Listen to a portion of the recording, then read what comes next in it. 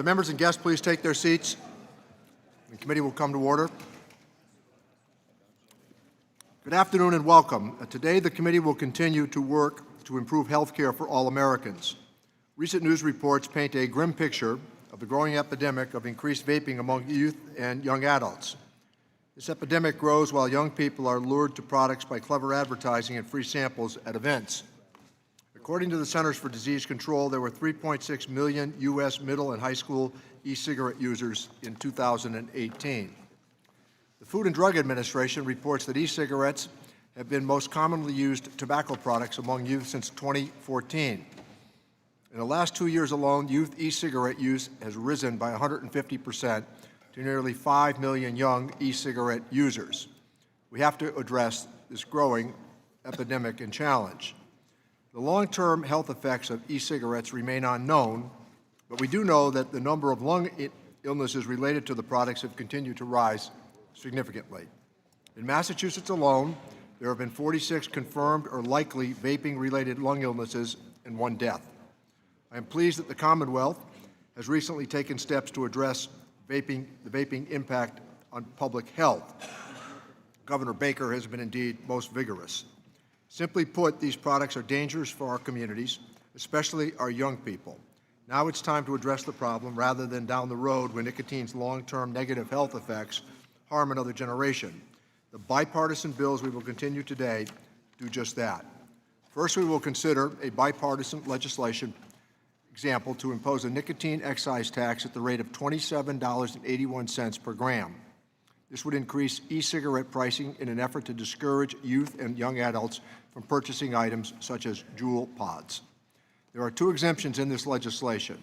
The nicotine found in traditional tobacco products, which is already subject to an excise tax, and any product the FDA determines to be a nicotine replacement therapy.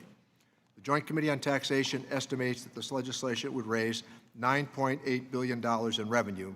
This revenue provides us with the opportunity to fund other positive health-related proposals, such as those we will consider today.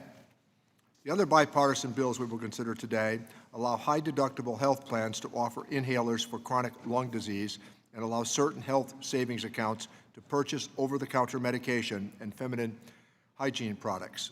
Finally, we'll consider legislation to allow individuals to contribute to HSAs while also participating in direct primary care arrangements. Today, we have an opportunity to protect our nation's youth from vaping long-term negative health effects and to expand health care options for patients. I encourage my colleagues to support these bipartisan measures, and let me recognize the ranking member for an opening statement. Thank you, Chairman Neal. Compared to yesterday, I'm really glad to see our committee come together today to consider some important bipartisan bills to improve our nation's health care system. Of the multiple health bills we are debating today, Republicans have been proud to lead the fight on many of these issues alongside our Democrat colleagues. From repealing some of the ACA's more harmful taxes to expanding health savings accounts for patients and seniors, there's a lot to be proud of in these bills. HSAs are incredibly popular, combining the benefits of a lower premium health plan with a tax-favored savings account to help patients afford out-of-pocket health costs. These are accounts Americans want to utilize. They're tools Republicans worked hard to improve and expand, and we are excited to work with our Democratic friends to this end. And they truly help the middle class. The median household income for the health savings account holder is roughly $57,000, right in the middle of the middle class. Congress should do all in its power to make HSAs as flexible and patient-focused as possible. Well, first, we're considering H.R. 1922, the Restoring Access to Medication Act, sponsored by Representatives Kind, Mang, Representative Walorski, and Darren LaHood. The ACA imposed over $1 trillion in tax increases to partly pay for new entitlements. They've increased health care costs and it hindered patients' abilities to purchase needed medical products. One of the first tax increases to take effect from the ACA was the medicine cabinet tax. The ACA gave patients 3 options when it came to buying drugs and medical products. The law told patients they could either spend time and money on an unnecessary appointment with the doctor to get a prescription, resulting in longer wait times, piles of paperwork for doctors' offices. Then they could purchase these medicines with their own fully taxed funds, which raised the cost of accessing needed treatments, or they could simply not seek treatment due to the added cost. So all these options hurt patients, and all three raised health care costs. H.R. 1922 repeals this harmful tax provision or harmful provision to allow all tax-favored health accounts to be used to purchase over-the-counter medical products, as well, for the first time, feminine products. Millions of Americans would see the benefits immediately from this bill. We'll also be considering H.R. 3708, the Primary Care Enhancement Act, sponsored by Representatives Blumenauer and Schneider, as well by our top Republican on the Health Subcommittee, Devin Nunes, as well as Representative Jason Smith. This bipartisan bill will give folks with health savings accounts greater choice when it comes to accessing the coordinated care that's best for them and their family. This bill will give patients more say over the health care decisions and allow them to see more convenient, personalized providers. And we're considering H.R. 4716, the Inhaler Coverage and Access Now Act, sponsored by Representatives Cox, Sewell, and Representative Drew Ferguson. This is common sense legislation that allows the high deductible health plans that are coupled with the HSAs to cover the cost of inhalers before patients have reached the deductible. This is already allowed for other preventive treatments, and it makes sense to allow this coverage for inhalers that prevent hospitalizations and very serious health consequences for those suffering from asthma. This is a potentially life-saving action and codifies similar improvements already made by the Trump administration this year to improve our health system for all Americans. The last bill, as been noted, we are debating today is H.R. 4742, which would impose a new tax on vaping products. Vaping is serious. It has been the subject of many media reports, and we all share a strong commitment on this committee to ensure each and every American can live a safe and healthy life, especially our kids and our teenagers. This is an issue we're hearing about for the first time today in this committee. We've held no hearings. We've not been looped into the drafting of the bill. We've had no experts testify to tell us what the health and safety challenges they see and what steps Congress can take, the best take, to address them. So instead of regular order, I think the approach has been to tax first, ask questions later. There is a bipartisan desire to tackle e-cigarettes. As the chairman said, ensure all Americans are safe from any harmful side effects from these products or behavior. We just want to have that discussion through regular order. There is a right way to do this, but to ask members to approve a brand new tax with a mere 2 days' notice, that's not it. Republicans do look forward to today's debate. There is good work being done to make health care more affordable and more patient-focused. I'm hopeful we can send many of these bipartisan proposals to the President's desk soon. Thank you, Mr. Chairman. Thank the gentleman. The first order of business is H.R. 4742, a bill to amend the Internal Revenue Code of 1986 to impose a tax on nicotine used in vaping. This legislation applies as an excise tax on nicotine manufactured in or imported into the United States, with certain exceptions. We are all aware of the terrible toll vaping is taking on American lungs, as an epidemic of lung illnesses tied to the use of these devices has swept swiftly from coast to coast.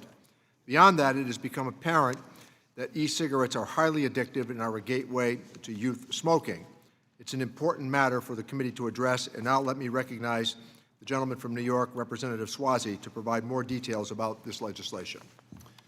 Thank you, Mr. Chairman. I first want to thank you for moving this along so quickly. As Ranking Member Brady mentioned, we have moved this along very quickly, but we're facing a health crisis in the country, and it's something that parents in every one of our districts are coming to us about their children and the vaping epidemic that we're facing in every hallway of every school, of every spot that young people are hanging around in. Let's start by the basic concept. Vaping is bad. It's killing people. It's putting them in the hospital. And worst of all, a whole generation of our children are getting addicted to nicotine. Mothers and fathers are literally freaking out about their children.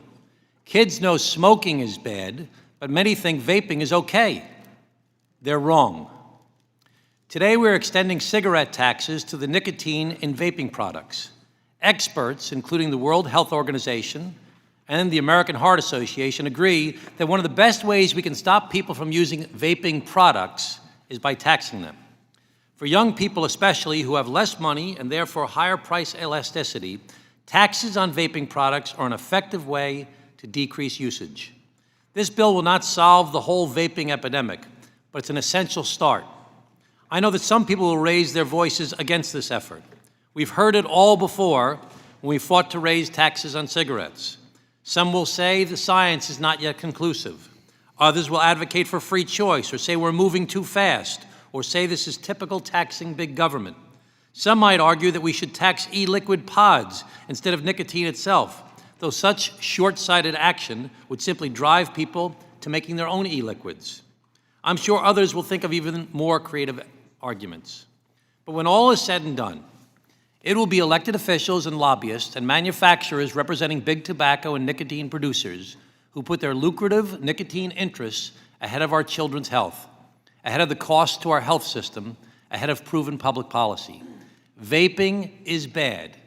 This will decrease it. In my home state of New York, we've seen that our higher cigarette taxes have led to some of the lowest rates of smoking and smoking-related illnesses. I'm so grateful to my New York colleague, Congressman Peter King, for co-sponsoring this bipartisan Protecting American Lungs Act, which will establish much-needed tax parity between vaping products and cigarettes. This bill will tax the absorption of nicotine, a harmful and addictive product, at the same rate whether you get it from a vaping product or from cigarettes. Importantly, this bill includes an exception for FDA-approved nicotine replacement therapies, which means that if a vaping company can prove that their product is a legitimate smoking cessation device, the nicotine will not be taxed. The Joint Committee on Taxation estimates that this bill will generate almost $10 billion, which will be used to fund a number of bipartisan health priorities. One, it will make it easier for people with high-deductible health plans to get inhalers for chronic conditions like asthma. Two, it will make it easier for people with health savings accounts and flexible spending accounts to purchase the over-the-counter medications. Three, it will make it easier for women with health savings plans to access menstrual care products. Four, it will make it easier for people with high-deductible health plans to participate in direct primary care arrangements. 3 months ago, mothers from Parents Against Vaping E-Cigarettes came to me and told me the stories of high school hallways and bathrooms filled with students vaping. Speaking to my own 16-year-old, I've learned just how prevalent a problem this is for youth in my community, and I've heard the same thing from colleagues from throughout the Congress. We need to act now to stop this crisis, and the bipartisan Protecting American Lungs Act is a crucial step. I want to thank you again, Chairman Neal, and the committee for holding this markup and for prioritizing our committee's response to this public health crisis. By moving quickly, this committee can stem the growth of this crisis. I look forward to the discussion, and I yield back. Thank you, Mr. Swazi. Now let me recognize Ranking Member Brady again for the purpose of an opening statement. Thank you, Chairman. Our committee has one of the broadest levels of jurisdiction in Congress. Chief among them is the constitutional right to raise revenue. It is a powerful authority. To ask members to take more of what Americans earn is a serious issue. And as we saw in 2017, even asking Congress to let workers and families keep more of their earnings is surprisingly controversial to do.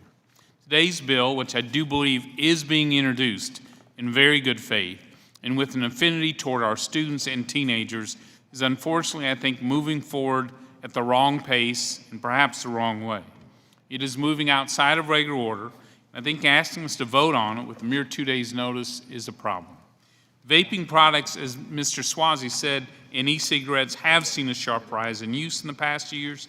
If you pick up a newspaper or go online, there are plenty of headlines surrounding these products that should raise Congress's eyebrows.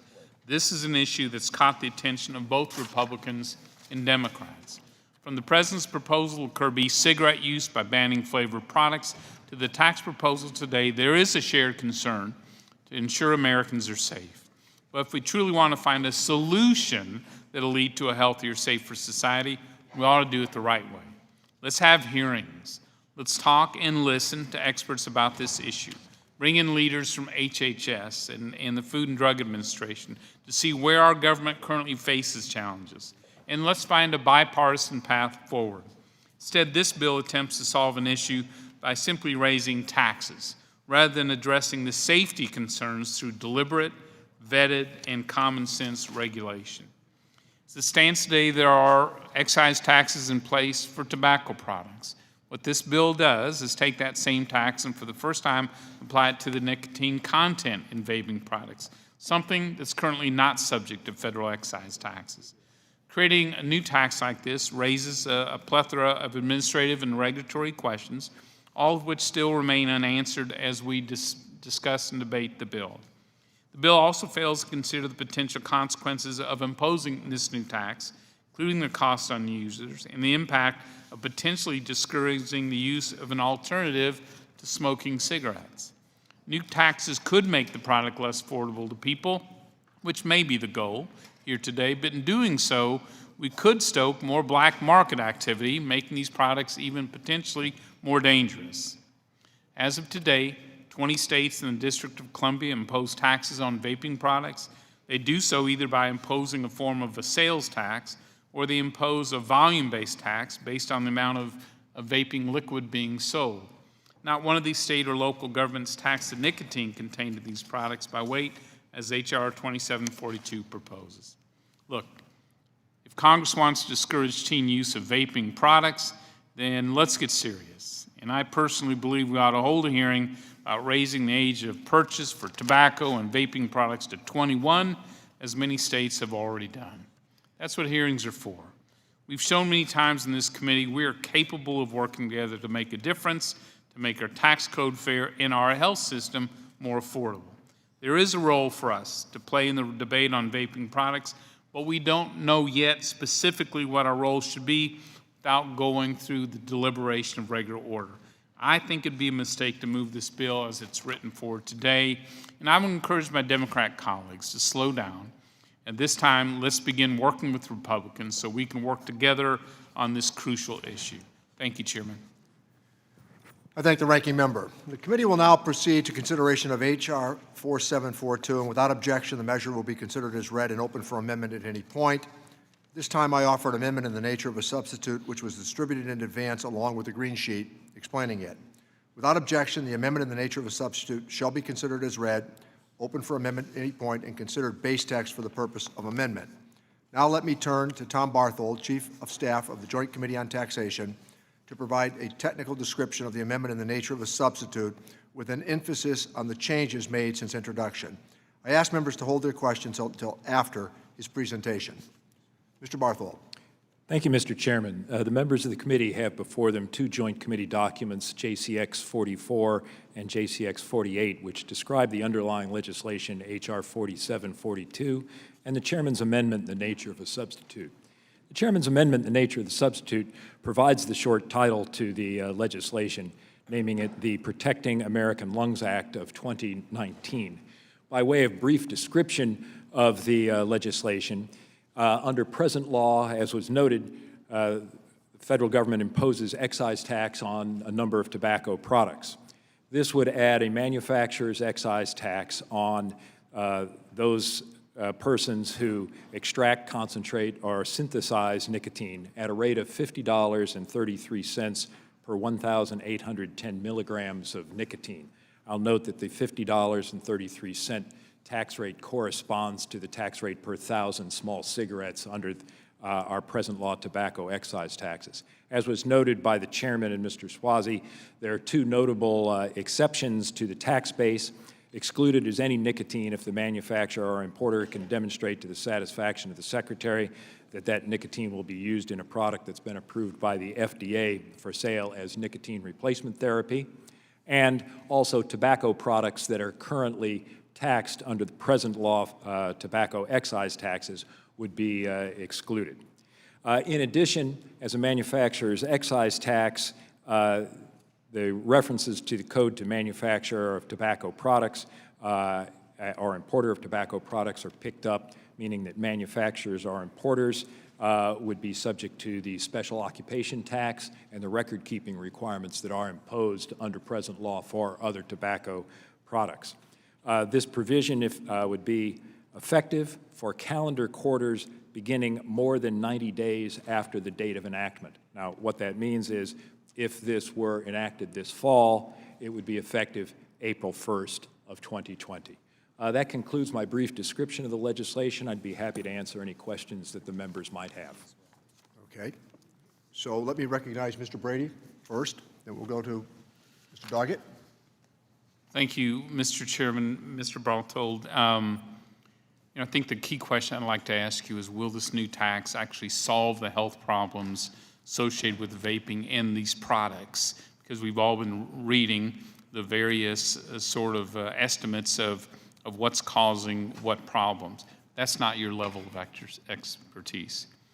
My second question is, don't you think the Astros will rally past the Nationals to win our second World Series? I mean, it's been the 30s for the Senators, and frankly, You must don't be smoking something over there. and not e-smoking something either. So, Mr. Bartold, so this is a new approach. We always have to learn about this, and it helps to know what challenges the states have run into. So I understand there are at least 3 states that looked at taxing these products similarly to this based on nicotine content, but they abandoned those efforts because I'm told just the inherent complexities of that approach. Are you familiar with those states? Now, in what kind of challenges they faced? I understand each of them sort of took an alternative approach, but what do we know from the state's experience? My colleagues have kept abreast of developments among the states in terms of taxing e-cigarettes and related products. As you note, Mr. Brady, some tax all flavored vaping products regardless of their nicotine. Some states are contemplating or have enacted legislation that would target only the nicotine either by volume or by weight. A challenge, as you note, for a state government in a number of excise taxes is at the federal level, we typically impose excise taxes at the manufacturer or importer level. The manufacturing facility may be located in state X, but the products are sold throughout the 50 states. That can place the states at a disadvantage in terms of what are they going to make as their tax base. In this legislation, it goes to the manufacturer of the nicotine. So there's probably an advantage to the federal government from looking at the entire country, imposing the tax at the very upstream level. The states tend to be at a disadvantage by being downstream, and that probably motivates some of the difficulties that you've heard about.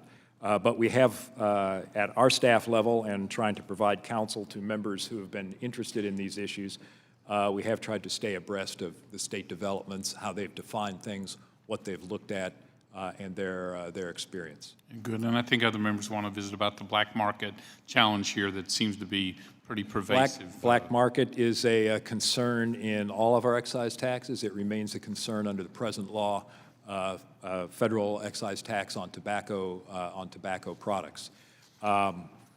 That may be related to importation, again, so it depends how good a job we do picking up imports. If imports come in at a sizable level, of course, it's likely that we can tax that. If, as is the case in cigarettes in some cases, if they're just mailed cross-border, that will be, well, it's probably a loss to the tax base. Right. As you review some of these efforts, please keep us posted. Thank you, sir. We try to constantly work with the executive branch on present law tobacco taxes to identify these issues and learn from them. Thank you, sir. Thank the gentleman. Let me recognize the gentleman from Texas, Mr. Doggett. Thank you very much, Mr. Chairman, and thanks for your efforts on this. I certainly share the objective of trying to reduce the use of this dangerous product. But, Mr. Barthold, I was going to direct your attention to your estimated revenue effect. Is the nature of this tax that it raises revenue only if we fail in our goal? Well, if by, well, I'm not completely clear, Mr. Doggett, on what the goal is. Well, if the goal were to say no such products would exist, then raising revenue would represent a failure. In fact, our estimate does reflect that the anticipated price changes that the excise tax will impose will lead to reductions in the sales of vaping products, and probably most of the reduction, again, would be among youth where there's maybe more price sensitivity. I noticed that it continues to raise essentially the same amount of revenue for a number of years into the future. Do those numbers reflect the reduction that you anticipate? If you look at the revenue table on the back of page 8 of That's what I'm looking at. JCX 44, you'll see that there is, I guess you would characterize it as modest decline Right. between fiscal years 2021 and 2029. That does reflect the reductions in sales that I just described. Remember, these estimates are made against baseline activity. In a growing economy with still growing population, the projections would be that you would expect increases in sales. So to have a decrease in revenues of this magnitude, amount, yeah. You have to have declines in sales. And so what were the assumptions that you made then about how much reduction in usage you would get?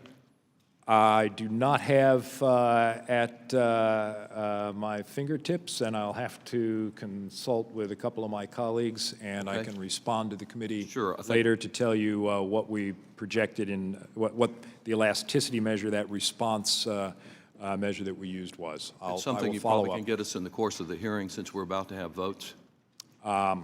We'll get on that. Would a higher tax, as I understand, this tax is designed to equalize with other nicotine products. Would a higher tax be more likely to reduce youth vaping? A higher tax would we would anticipate would reduce vaping across all demographics. As a matter of fact, it's not clear that the rate in the chairman's amendment, as in the nature of a substitute, is exactly equivalent to the tax rate on cigarettes. So there's some, I won't say dispute, there's uncertainty in terms of and variance in terms of the level of nicotine within natural tobacco products. And then the scientists, for example, we've looked at some research out of Penn State University, and while they can measure the nicotine in samples of brand name tobacco products, the amount of delivered nicotine via smoking is less than the nicotine that you just measure if you measure what's naturally in the tobacco product. If you do that sort of algebraic step, in fact, the effective tax rate on nicotine via vaping on average under this legislation would be approximately 2.8 cents per milligram of nicotine, and the effective tax rate via smoking under the analysis done by the scientists at Penn State University is, under present law, the federal excise tax is 5 cents per milligram of nicotine.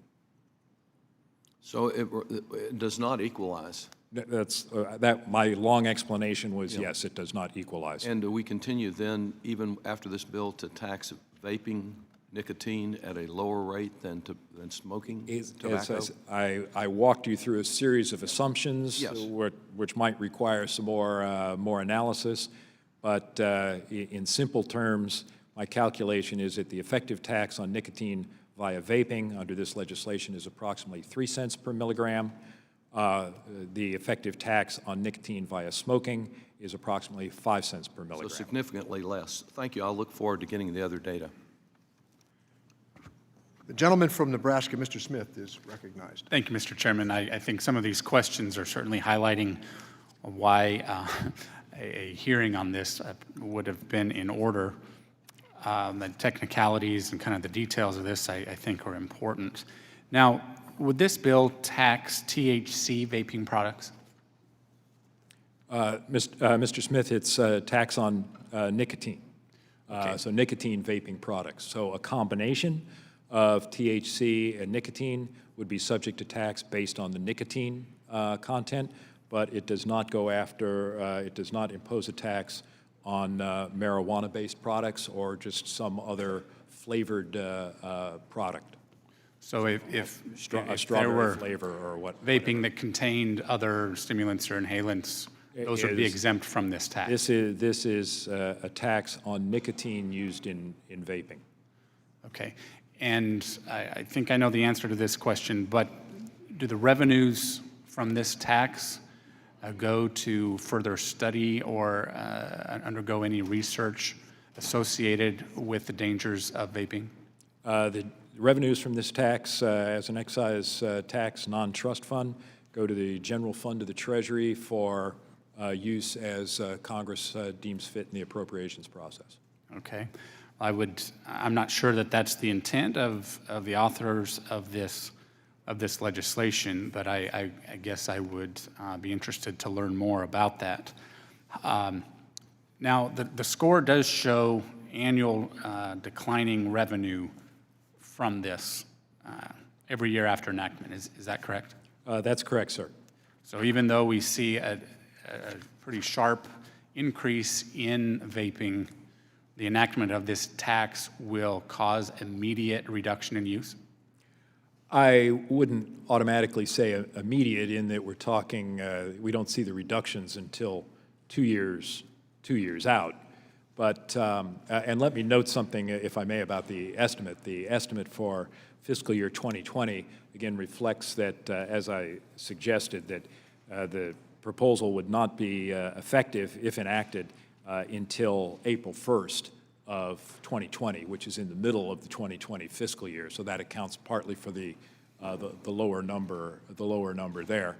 To the extent that, particularly in the youth market, there's more price sensitivity, I think you would expect some immediate effects in the marketplace, and that is reflected in the change that we estimate for fiscal 2021 compared to fiscal 2022. Okay. I should also note, by way of the estimate, is while all our estimates are estimates, reflect on uncertainty, there are certainly other actions going on throughout the nation that may affect this projection. It's our best analysis of what's happening in terms of state regulatory activity and given current state action in terms of taxes that they may have imposed on these products. But significant changes either at the federal level or state level beyond where we are now could have a further impact on the market. Thank you. I'll just wrap up here by saying that I'm concerned that, given the current language of the bill, there would be massive exemptions, as noted earlier, that if the objective is to address vaping, this bill is not going to do it, and I think perhaps it should be rewritten. Thank you, Mr. Chairman. I thank the gentleman. Let me recognize, we'll go in the regular order here, Mr. Buchanan, then we'll go to Mr. Reed. Thank you, Mr. Chairman. Our new Attorney General was in town last week, and just reading through this, she has opened an investigation in 20 e-cigarette companies to determine if they are promoting or marketing flavored e-cigarettes to children.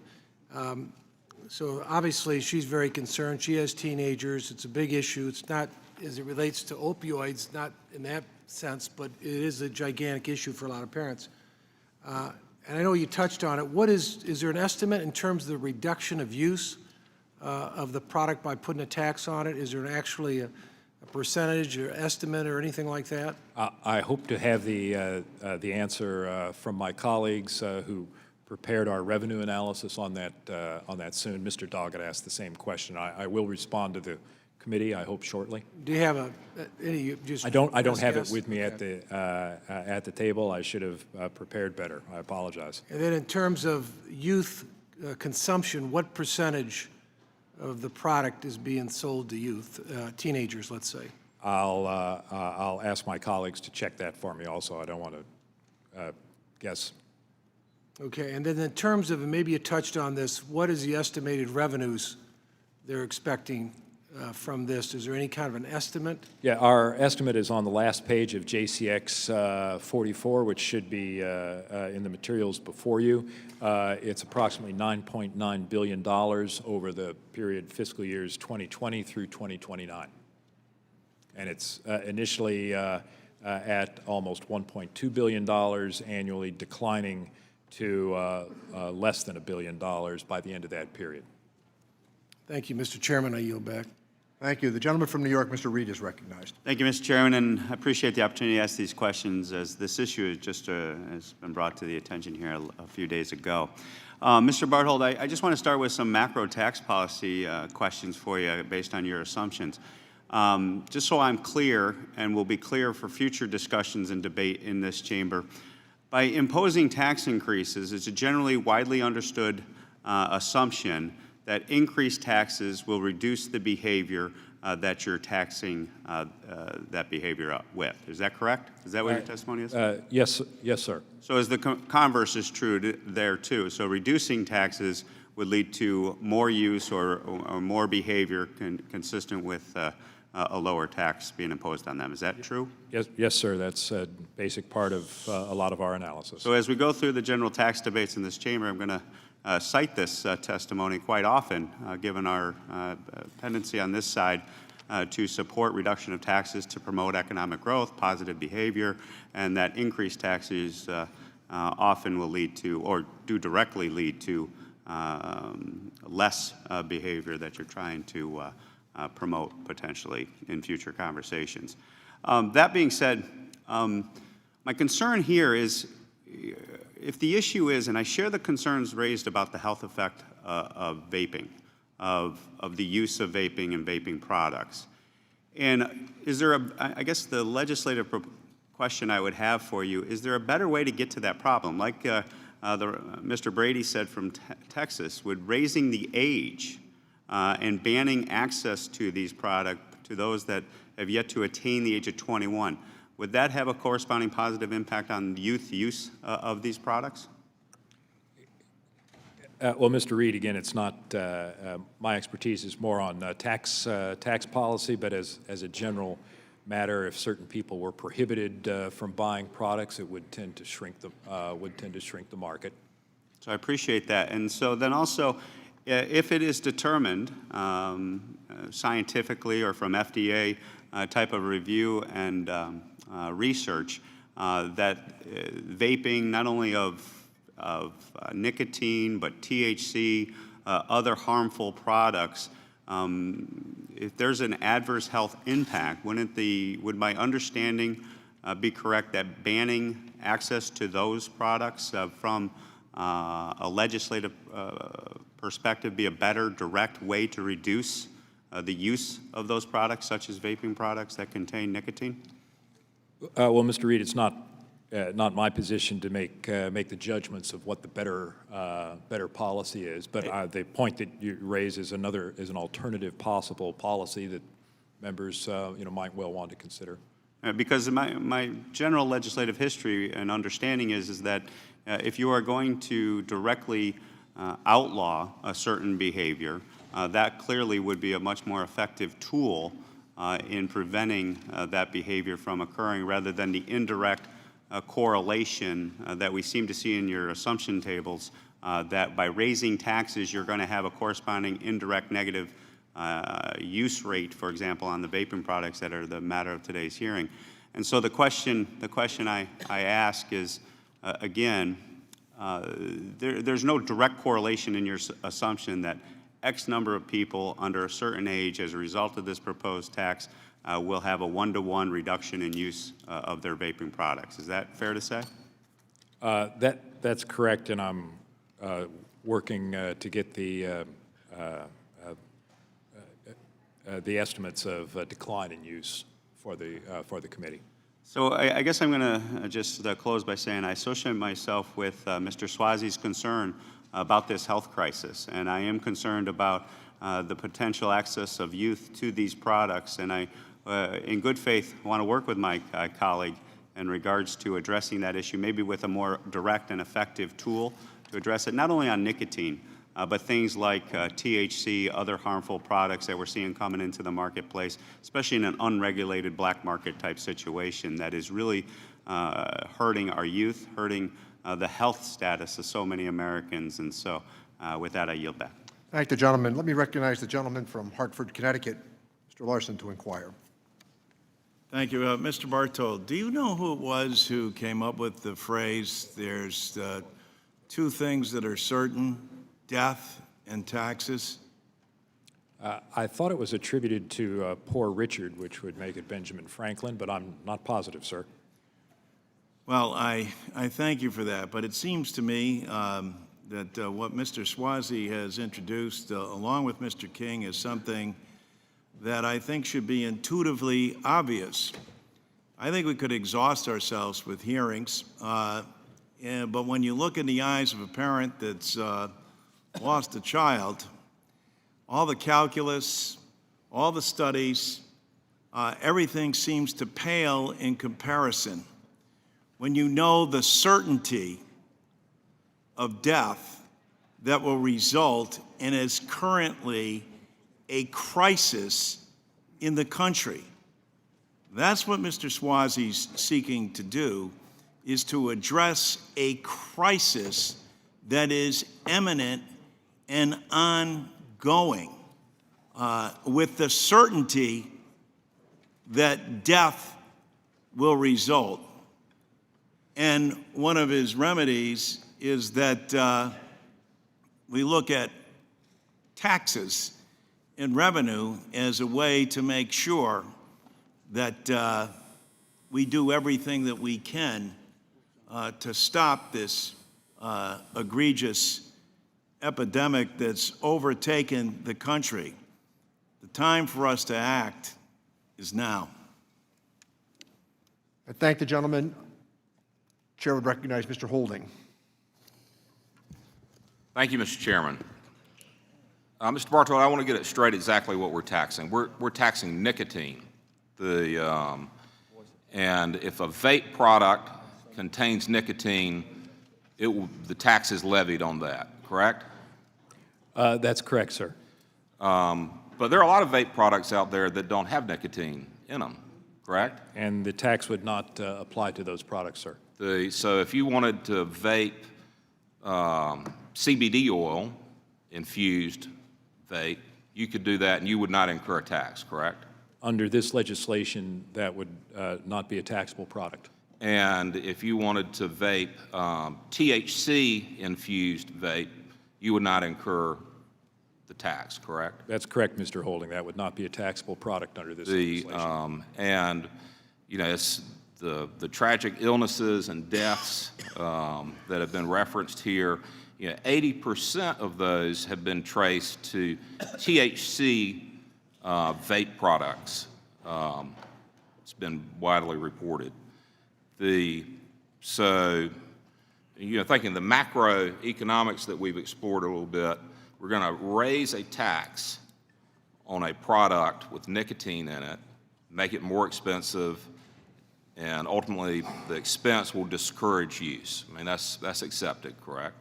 Correct, sir. However, the products that are being noted to cause illness and death will not have a tax. So they will actually be more affordable than the nicotine-related products on a macro level, correct? It would change the relative price of nicotine products relative to other products, correct, Sure. sir?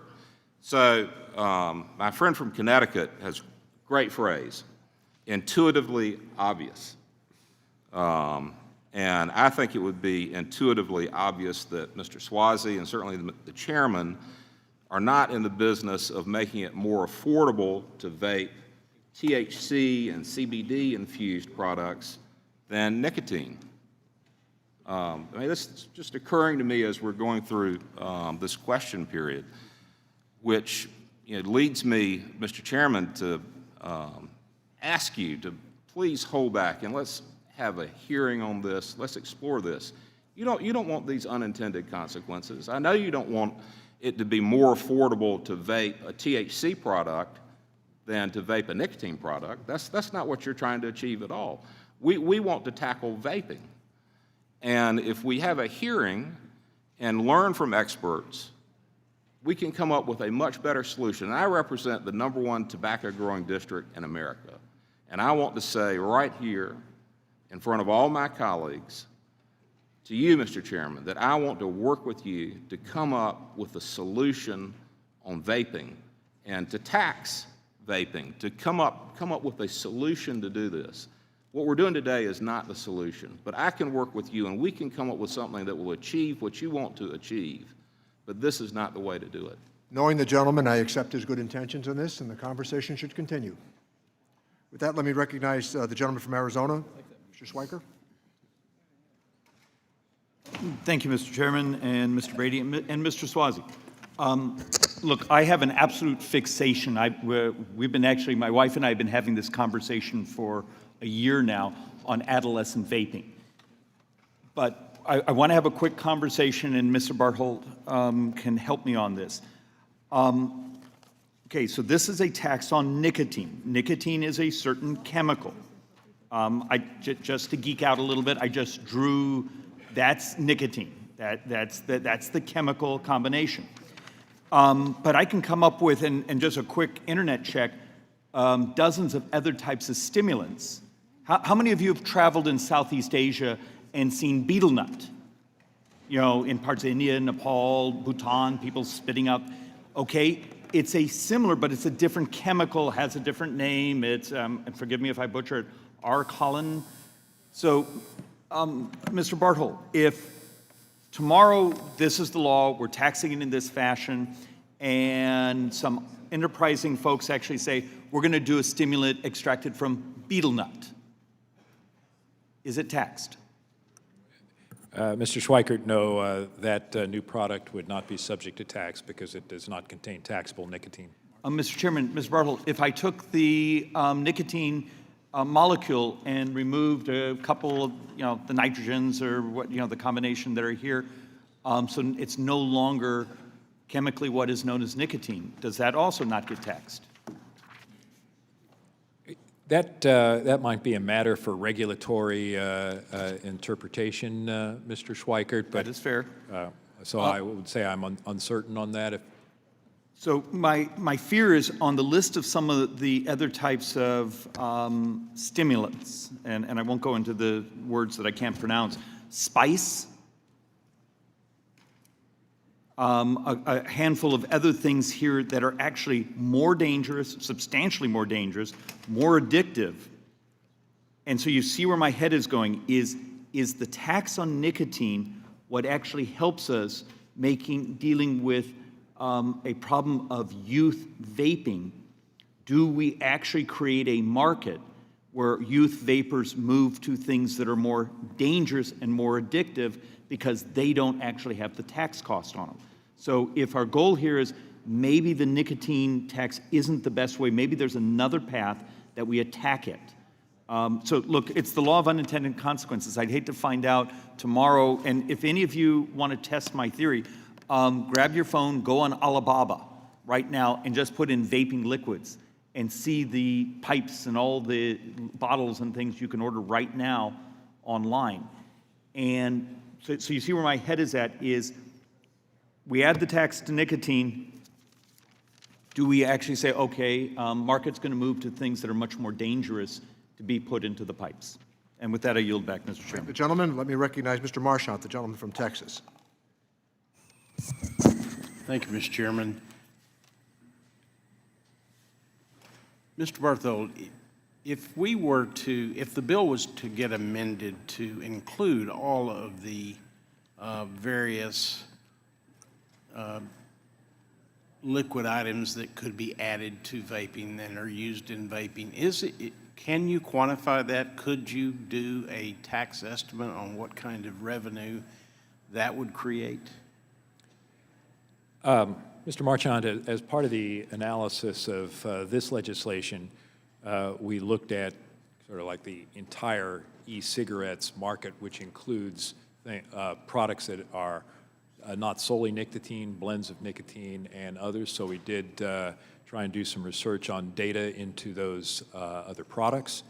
I guess our additional question that we have not really looked into would be what other potential new products, such as Mr. Schweikert was just suggesting, might be developed. But we, if the members wanted to make an amendment and add more taxable products to this legislation, as always, my colleagues would do their best to come up with a best estimate of revenue effects for you.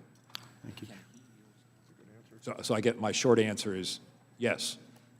There would be, for some of the same reasons that I already noted, there would be, some substantial uncertainty around the estimate, but we would, we would tell you what we went to in terms of data and how we came up with our analysis. Mr. Chairman, it would be rare for me to support a tax, but I would say to you that if this bill was amended where I felt like it was a comprehensive answer to this problem, because as a father, now a grandfather, it is, in the calls that I get and the alarm that the mothers of America and the fathers of America have on this subject, I think that the public wants an answer to the vaping issue. I think, in my opinion, this is too narrowly drawn. I think it can be expanded, and I think you could get bipartisan support. And I would like to yield the balance of my time to Mr. Holding. Thank you. A quick revenue question for you. What is the percentage of the estimated revenue that is coming from sales to teenagers? Mr. Holding, we did not, I'm getting some information from my colleagues on the overall basis of the revenue estimate. In answer to one question that was raised earlier, the youth, in terms of youth and teen use, the National Institute of Health has reported that 37.3% of 12th graders have reported any vaping use in the past 12 months. And as I noted, there's some evidence that youth are more price sensitive, so you'd expect any effect perhaps to be greater on the youth segment of users than on older users.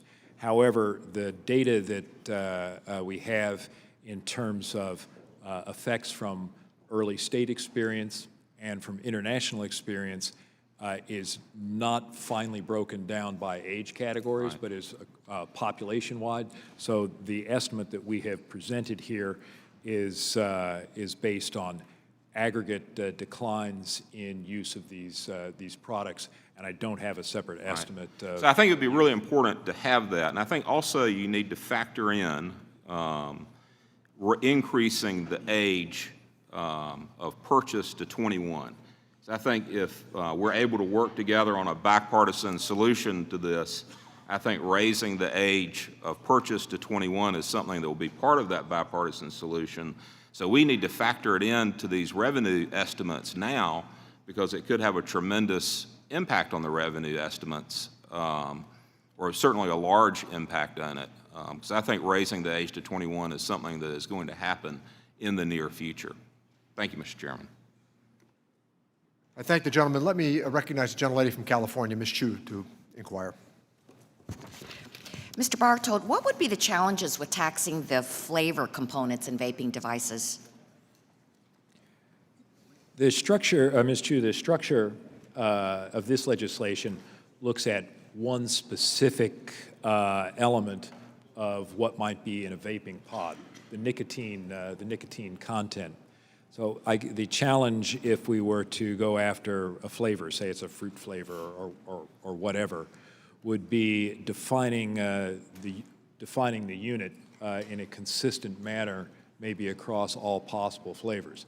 Now that might motivate the committee to say that they want to look at a slightly different tax base and maybe broaden it in terms of measuring volumes of liquid in pods. A reason I assume that was chosen for looking at the underlying nicotine was because pods are sold with different nicotine contents, and so the current legislation gives you a standardized approach to taxing nicotine. The challenge would be having a standardized approach to other alternative components of the vaping pod. Well, I recognize this is also a problem, but I'd like to note that flavors are being used to target youth specifically. And in fact, I'm looking at the advertisements of Juul right now, and there are all kinds of wonderful, fun young people's images on here, and the advertising of Mango, and it says, "Mango, experience a new kind of tropical getaway." And so there are many ways to address this issue, including banning flavors. And I'd like to enter into the record this article entitled Flavored E-Cigarette Popularity Among Minors.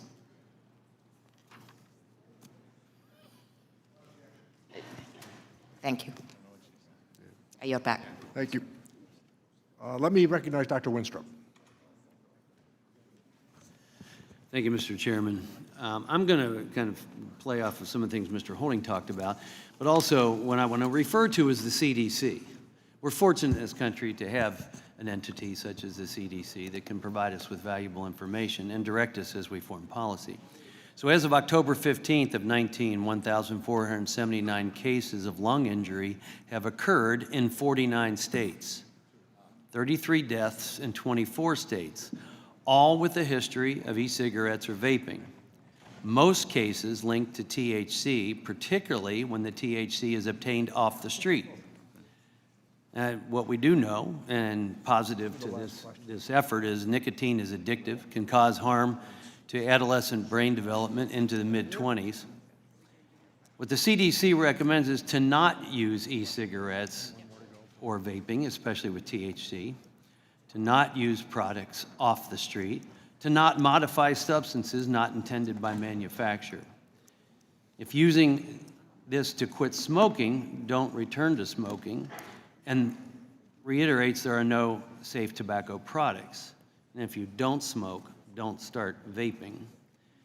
I have a question as to how we can determine whether one is using vaping and regulate and determine how one is using vaping for cessation or not. And this, as you've said, this tax won't stop THC. And what we're seeing is if it doesn't address THC, that seems to be associated with the lethal cases of lung injury secondary to vaping and e-cigarettes, so we don't even address that. So are we really addressing the crisis seemingly caused, as far as deaths, by THC or not? My other question is also any determination of what will drive a black market response. Let me address the black market. As I'd noted earlier, there are black market concerns under the present federal excise taxes for tobacco products.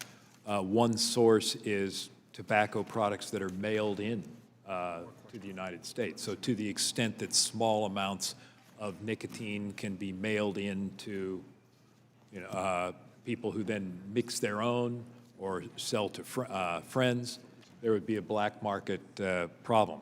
To the extent that imported sources of nicotine and importers can be identified, we'd expect not that much black market leakage from the system. Well, that may be, but I also just want to clarify that this bill in no way addresses THC, which has been noted by CDC to be associated with the lethal cases, the deadly cases that have come from vaping. Is that correct?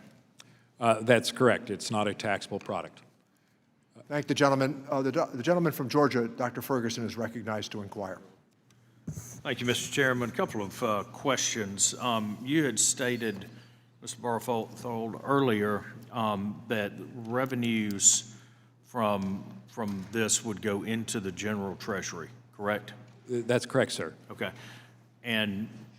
But I believe Mr. Swazi and Tom, gentlemen, if you feel free to correct me, indicated that the purpose of these funds would be to pay for other HSA-related items that we potentially could be voting on this afternoon. They provide pay-fors, yes. The money will go into the general treasury, as you said, but they'll also provide for pay-fors. Okay. Just want to clarify that you're not, the vaping-related illnesses that we are addressing, these funds would not be directed at those. They would be directed at somebody. Would you mind giving an example of what you're talking about, HSAs? Could you repeat what you said earlier? I think we'll discuss that in detail later this afternoon. That's not part of my bill. That'll be discussed later in the afternoon. Fair enough. that's the main question that I had. The other one, you mentioned that certain state and local laws are being implemented now, and you could not determine the impact of those in your in your analysis of revenues. Well, actually, what I was trying to explain is that to the extent that there are future developments at the state, either in terms level, in terms of either tax or regulation, or if there were subsequent developments at the federal level in terms of regulation, that those are not accounted in the present estimate.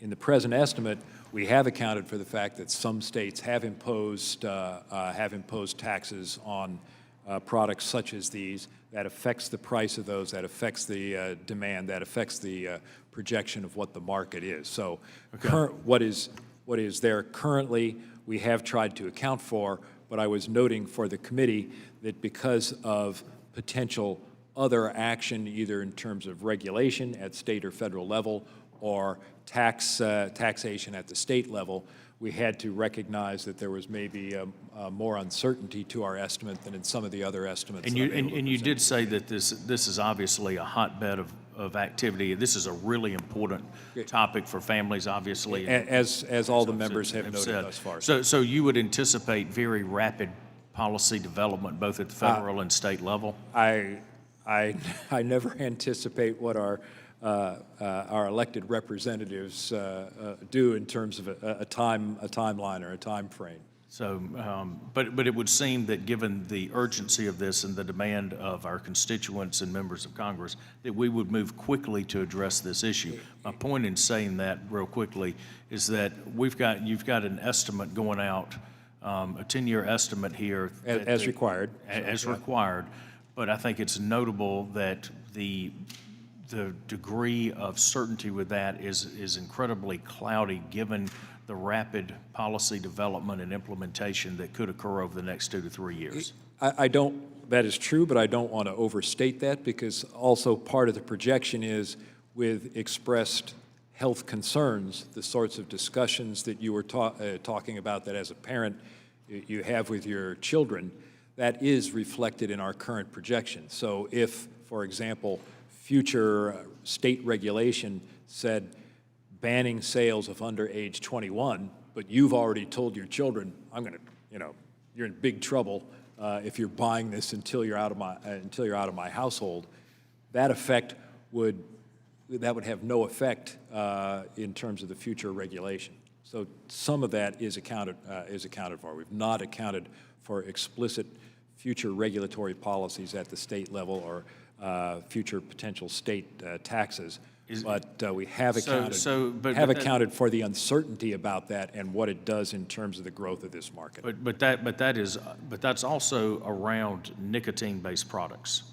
Correct. It's only in terms. But that does not include very rapid policy discussions that deal with importation of products that have been polluted with heavy metals, other contaminants, THC, everything. It's just on nicotine. That's correct, sir. Our estimate is only related to nicotine-based products. So the level of uncertainty on the revenue stream could be even greater if we implement additional.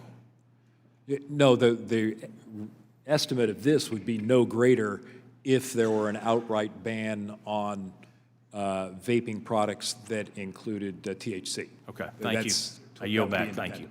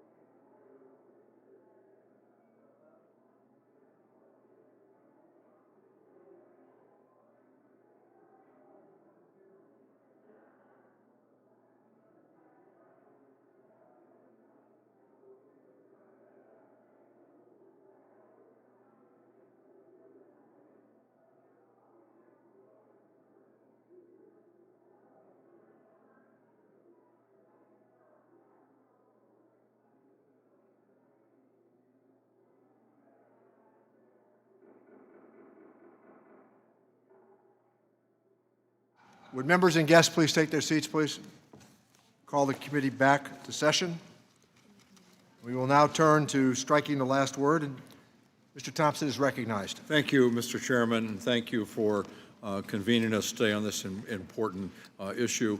Mr. Chairman, vaporizers and electronic cigarettes are ushering in a new approach to nicotine consumption. The Surgeon General has called this an epidemic. The CDC says more than 1 in 4 high school students have used an electronic cigarette in the past year. And as we've seen in recent months, the consequences can be deadly. Hundreds of cases of lung disease and almost 36 deaths. This is tragic. And what's most concerning to me about these vaping-related illnesses is how little we know. The CDC doesn't know. The medical community has not reached a consensus.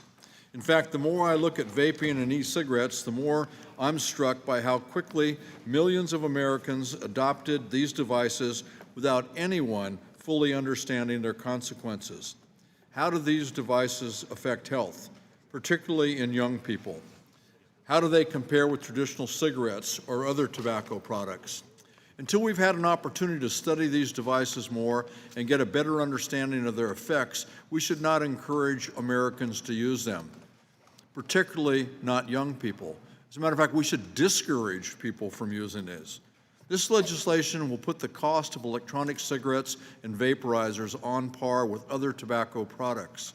There is ample evidence that these taxes reduce tobacco use in young people, and this is a common sense step we should take while the scientific community evaluates these electronic devices.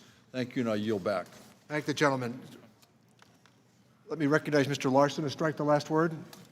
And then Mr. Holding. Thank you, Mr. Chairman. We are facing a public health crisis in this country that has escalated quickly with life-threatening consequences.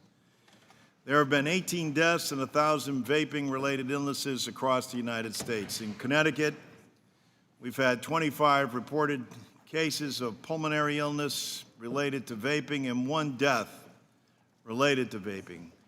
Connecticut recently passed Tobacco 21, which some of you have alluded to, which does not allow those under 21 to purchase e-cigarettes and also increases enforcement. I recently met with Senator Dr. Saud Anwar, who has led the charge in Connecticut, calling for a moratorium on all vaping sales and supporting the taxation of nicotine. I am particularly alarmed by the incidence of young youth vaping. According to the Centers of Disease Control, in 2018, 3.6 million youth were using e-cigarettes. Nicotine is highly addictive, and flavored vaping is appealing to our youth. They have been misled by vaping industry who has told them it's safe. Studies show that youth who vape are more likely to smoke. I support, and I'm a proud co-sponsor of H.R. 4742, authored by my good friend and colleagues Tom Suozzi and Peter King, to tax nicotine used in vaping. We know that taxing tobacco reduces youth smoking. I applaud my colleagues, and I am proud to support this bill. I further call upon the FDA to take action against these companies for deceptive marketing and to protect our youth from the devastating health consequences related to vaping. With that, I yield back. Thank the gentleman. Mr. Barthold, I understand you have additional information for the committee regarding your estimate of the decline in vaping as a result of this tax. Thank you, Mr. Chairman. Yes, Mr. Doggett, Mr. Buchanan, and a couple of other members had asked about the estimated reduction in volume demand that underlies the revenue estimate that we provided to the committee staff. We estimate that in the long run, there'll be an annual reduction of approximately 22% in the demand for these products, somewhat less in the short run, but approximately a 22% reduction, sir. Thank you. Mr. Holding and then Mr. Davis. Thank you, Mr. Chairman. First, a question for Mr. Barthold. You've calculated the decrease in demand for nicotine-related products if you could come back with me with the increase in demand for non-nicotine related products such as THC or CBP related products. But, Mr. Chairman, I strongly oppose this bill and the way that it's been brought through this committee. Without a single hearing, we're voting on a nearly $10 billion tax increase on American consumers, a cost that falls heavily on Americans seeking a less harmful alternative to smoking combustible cigarettes. By voting on this today, it appears to be little more than an attempt at a cash grab couched in the excuse of protecting the public. Because if that was actually the goal, protecting the public, we would be discussing ways to ensure that illicit products are not making their way into the hands of consumers or discussing measures to curb teen vaping, neither of which this current bill would achieve, I think, in an effective way. The bill we're marking up only addresses taxing nicotine-contained vapor products and does nothing to address the wide range of other vapor products, including zero nicotine products, CBD products, and THC products. In fact, what this bill is doing is making them, CBP and THC and other products, more affordable in relation to nicotine products. And if we actually want to address the recent rise in vaping-related lung illnesses, it's intuitively obvious that these THC products are actually what we should be looking at. In fact, the most recent reports from the CDC suggest that nearly 80% of the lung illnesses reported to date are related to THC products, which would not be taxed under this in any way. So as we're discussing this bill today, I think it's important not to conflate the issue of e-cigarette taxation with the issue of THC-related lung illnesses. By doing so, we punish the consumer of legal regulated products, but fail at the very same time to address the serious issue of black market THC and vaping sales that don't contain nicotine. I would also I'd like to note that this bill takes the flawed approach of focusing on tobacco-free, nicotine-containing products. And while we have heard today that this is about addressing vaping, the bill is even named Protecting American Lungs Act. The overly broad focus of this bill actually impacts the other nicotine-related products other than vaping. It would also impact tobacco-free oral nicotine pouches that are used as an alternative to traditional smoking. And nicotine, Mr. Chairman, is not a carcinogen. And further, the Royal College of Physicians and Public Health in the United Kingdom concluded that e-cigarettes are at least 95% less harmful than combustible cigarettes. So a focus on nicotine content as a means to levy a tax not only places a heavy burden on those consumers seeking a safer alternative to traditional cigarettes, but could also push folks back to combustible cigarettes or cheaper illicit alternatives such as THC or CBD or other stimulants that can be put into this vaping liquid and escape the tax. So we should not be marking up this bill today, and instead we should have a hearing and work out a bipartisan way to tax e-cigarettes. And I'm very happy to work with the chairman on that. My home state of North Carolina was one of the first states to impose a tax on e-liquids used in e-cigarettes, and I think North Carolina lays out a blueprint for how this committee should move forward. North Carolina takes taxes based on a volume of e-liquid, not on nicotine content. A per milliliter approach is administratively the simplest and most straightforward way to tax e-cigarettes, and should be something this committee would discuss further. Because when you're taxing the liquid, it's not just the nicotine. You would also be taxing THC or CBP or any other type of vape. You get the whole world of vaping there and not just nicotine-based vaping products. So I certainly understand the concerns that have been raised today by so many members, and I want to work with the chairman and my other colleagues on both sides of the aisle to address teen smoking and illicit vaping sales. I think we can work together. We can do a lot of good things and come up with a comprehensive plan, raise the smoking age and the vaping age to 21. These would all be good things, and I think would achieve the goals that the committee on the majority side is trying to set out to do, and we could do it in a bipartisan fashion. Thank you, Mr. Chairman. I yield. Thank the gentleman. Let me suggest something, that we did let the question time elapse, so the members that would still like to ask a question, you will be able to use your moment of striking the last word to ask the question and then still make your point. So let's go to Mr. Blumenauer, Mr. Rice, Mr. Davis, and Ms. Chu. Thank you, Mr. Chairman. I think I appreciate my colleagues bringing this forward. Tom, I think this is an important step forward. I appreciate questions being raised because we have a wide array of items that we're on uncharted territory. I think this is the beginning, not the end. I appreciated the concern about equity dealing with marijuana products. Some of you know in my spare time, I spend a little time working on that.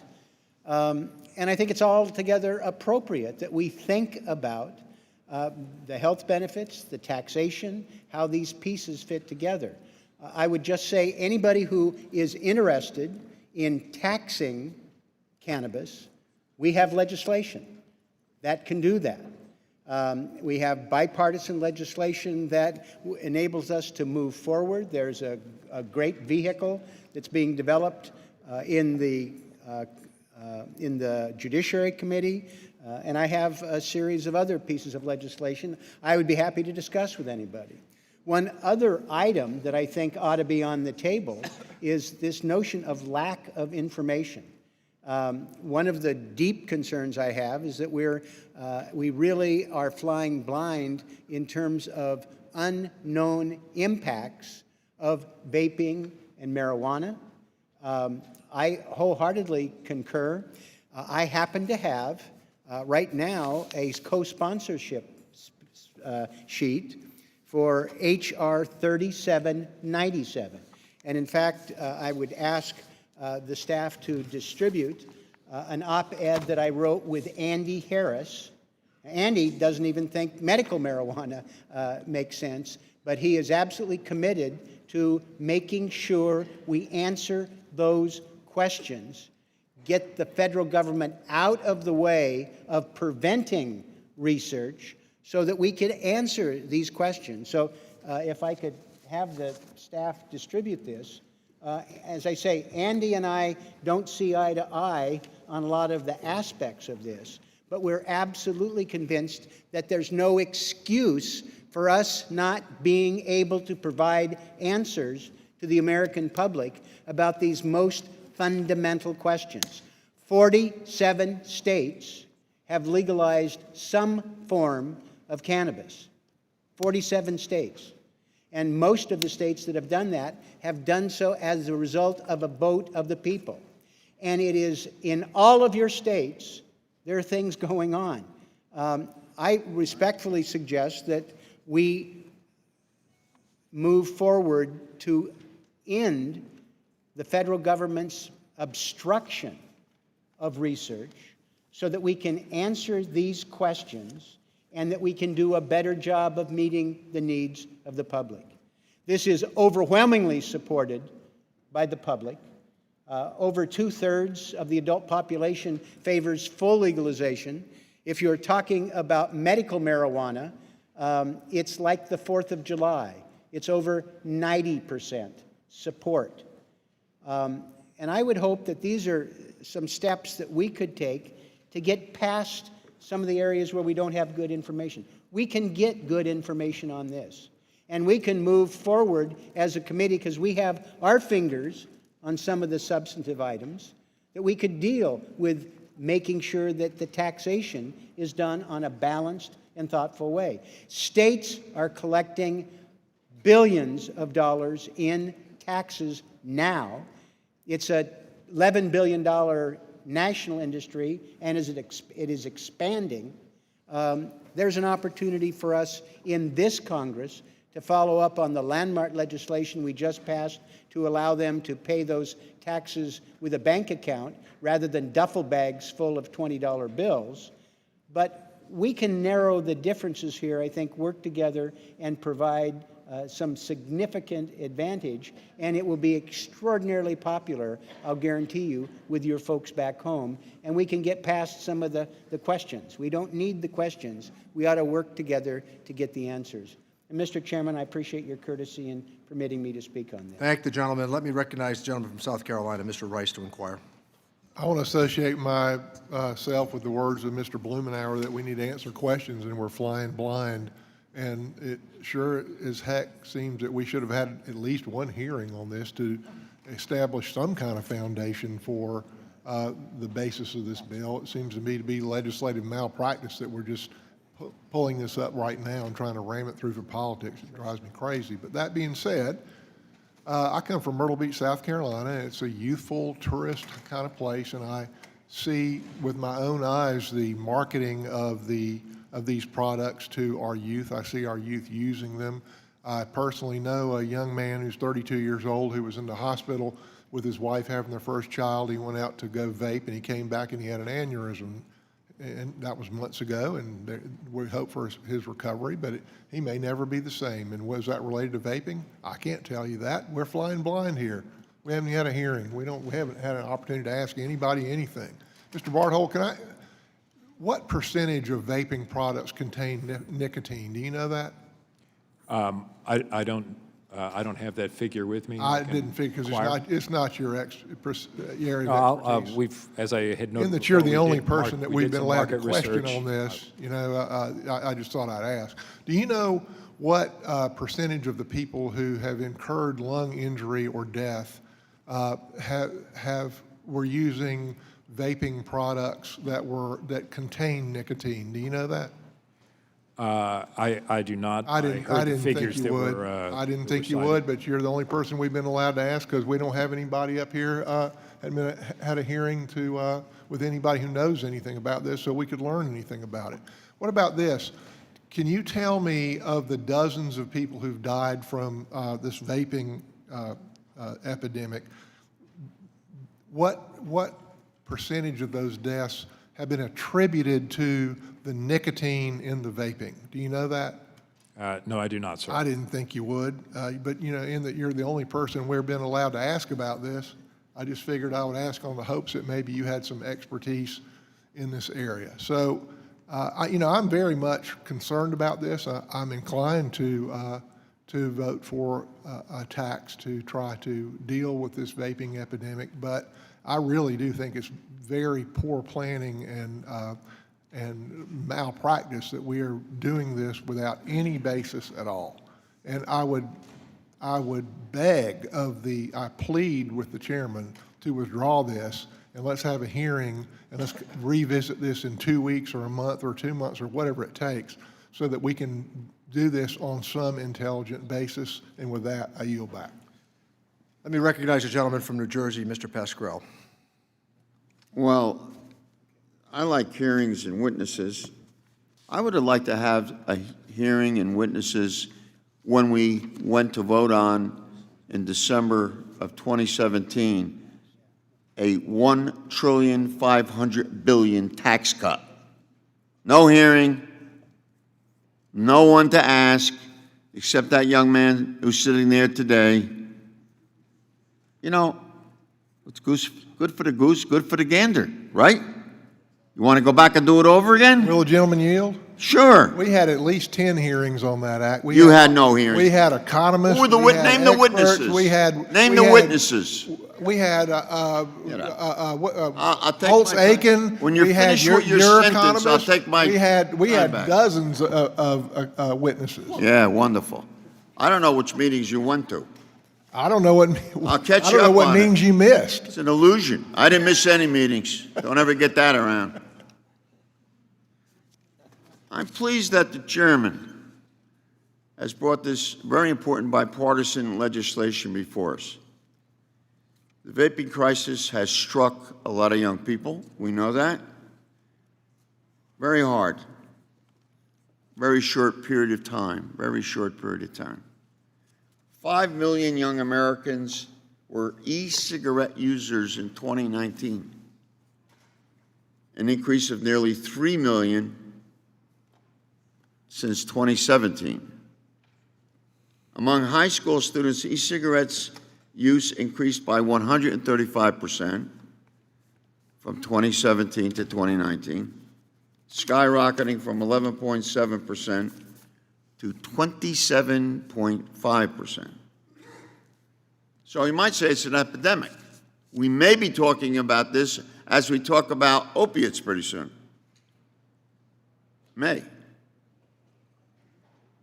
In 2016, the Surgeon General concluded that while more research is needed, evidence suggests that e-cigarette use is strongly associated, this is the Surgeon General, close quote, with the use of other tobacco products among youth and young adults. There's increasingly less doubt now that e-cigarettes are an insidious gateway to more dangerous, more combustible tobacco products. And the studies by the World Health Organization, which are available to all of us, and the Organization for Economic Opportunity and Development, Cooperation and Development, have demonstrated that by increasing the price of addictive items like cigarettes and nicotine for vaping, young people are actively discouraged from making these purchases. Is it going to solve the whole problem? Absolutely not. We need to act on these findings, though. It is estimated that this tax could result in up to 75% increase in the cost of Juul pods, capital J. It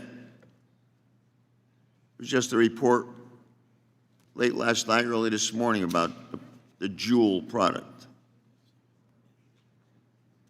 The general consensus is that nationally, every 10% increase in the real price of cigarettes reduces smoking among young adults by 3.5% and reduces the number of kids who smoke by 6 or 7%. That's fairly significant because sometimes we pass things and they have never had any effect on what we're trying to attack. A 75% increase in the cost of cigarettes could enormously impact vaping among our young people. The e-cigarette industry argues that it can regulate itself. That's where we're heading here. That's where we're heading. And that Congress and the federal agencies should butt out. Expression. This was the same argument that Big Tobacco made. Go back, read the references, read the debates we had here. This bill has also been carefully drafted to provide exceptions for FDA-approved smoking cessation devices so that those people that require them to quit smoking cigarettes will not be affected. Too often, Congress reacts instead of acting proactively. If we can't act fast to keep our children healthy, we should turn in our member cards. It is imperative that we act right now, today, that we prevent our young people from becoming addicted and even dying from vaping. I strongly urge my colleagues to support H.R. 4742. Thank you, Mr. Chairman. Thank the gentleman. Ms. Wolodarski is recognized. Thank you, Mr. Chairman. And I just wanted to add to the discussion the Me Too part of this. I agree that this is a super serious issue. We've had multiple vaping deaths in Indiana. Thousands of moms and parents in my district are very concerned. This is very real. There's so much research and so much fact-finding to be done to know exactly what type of legislation will help. What can we do? I just don't see that taxing a nicotine product, I believe, is going to get to the bottom of this epidemic. So I understand. I'm watching this in my district. I want to be a part of the solution, but I sure as heck want to get this right. Because if we don't get it right, there's going to be more lives on the line. I want to get it right. Thank you, Mr. Chairman. I yield back. Thank the gentlelady. Mr. Davis is recognized. Thank you, Mr. Chairman. I move to strike the last word. The gentleman is recognized. Thank you, Mr. Chairman. I commend Representative Swazi and King for the introduction of this very important, and I say very important, piece of legislation. You know, I'm old enough to remember when people used to smoke cigarettes, and you'd come in a room like this one, and the smokers eventually got put on one side, and the non-smokers got put on the other side. As a matter of fact, I introduced in the Chicago City Council the ordinance that put public smokers on one side and other folks on the other side. Then, after I left, my seatmate introduced an ordinance that cut out smoking, period, in public places, so that people who didn't want to be affected by the secondhand smoke. So we did that in Chicago. Then another friend of mine went to the legislature and we cut out smoking in public places anywhere in the state of Illinois. And so as I listened to my colleague, I thought of one of the blues songs that said, a little bit of loving sometimes will go a long way. And I agree that the epidemic won't get wiped out. We won't know everything that there is to know as to why people are vaping. But I can tell you, for those families of individuals who end up with cancer and who end up sick, wondering why, and not knowing, if we can prevent any of that, any of it, I view this as being a public health model. And we've seen it happen. We've seen reductions of nicotine. When I was a college student, they used to pass out cigarettes. The most popular guy on campus was the sample man, because he had 4 cigarettes he could give you. And of course, we were induced to begin smoking. Finally, I remember visiting my father a few years later, and I didn't have any cigarettes. I used to smoke. And I said, give me one of your cigarettes. He said, cigarettes? I said, no, he said, I don't have no cigarettes. I said, you don't? He said, no. He said, I stopped smoking years ago. Any fool ought to know better than to smoke cigarettes. That's when I stopped. I didn't want to be a fool and do something that I knew was going to be harmful, saying that it's all right to harm myself because it's available. So yeah, I support this legislation. I support extending the current model of excise tax on nicotine-related products. No, it's not going to create enough to do all that we need to do. But I can tell you, like the blues singer said, just a little bit of loving will go a long way. And just a little bit of help will go a long way. I yield back. Thank you. Thank the gentleman. Mr. Arrington, then you would be recognized in the regular order now. Go ahead. There's a Kelly Clarkson song. It's a contemporary song, and in that, I think the title track is Baby Don't Rush It.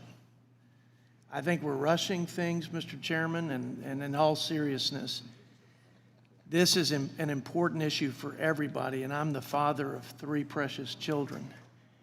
And I want to make sure that we get the public policy right so that we stop the illicit behavior that's creating the serious health problems and even deaths among children especially. But this is rushed. These decisions are way premature. With, again, all due respect to Mr. Barthold, he's not the subject matter expert, and I have a greater appreciation in my second term now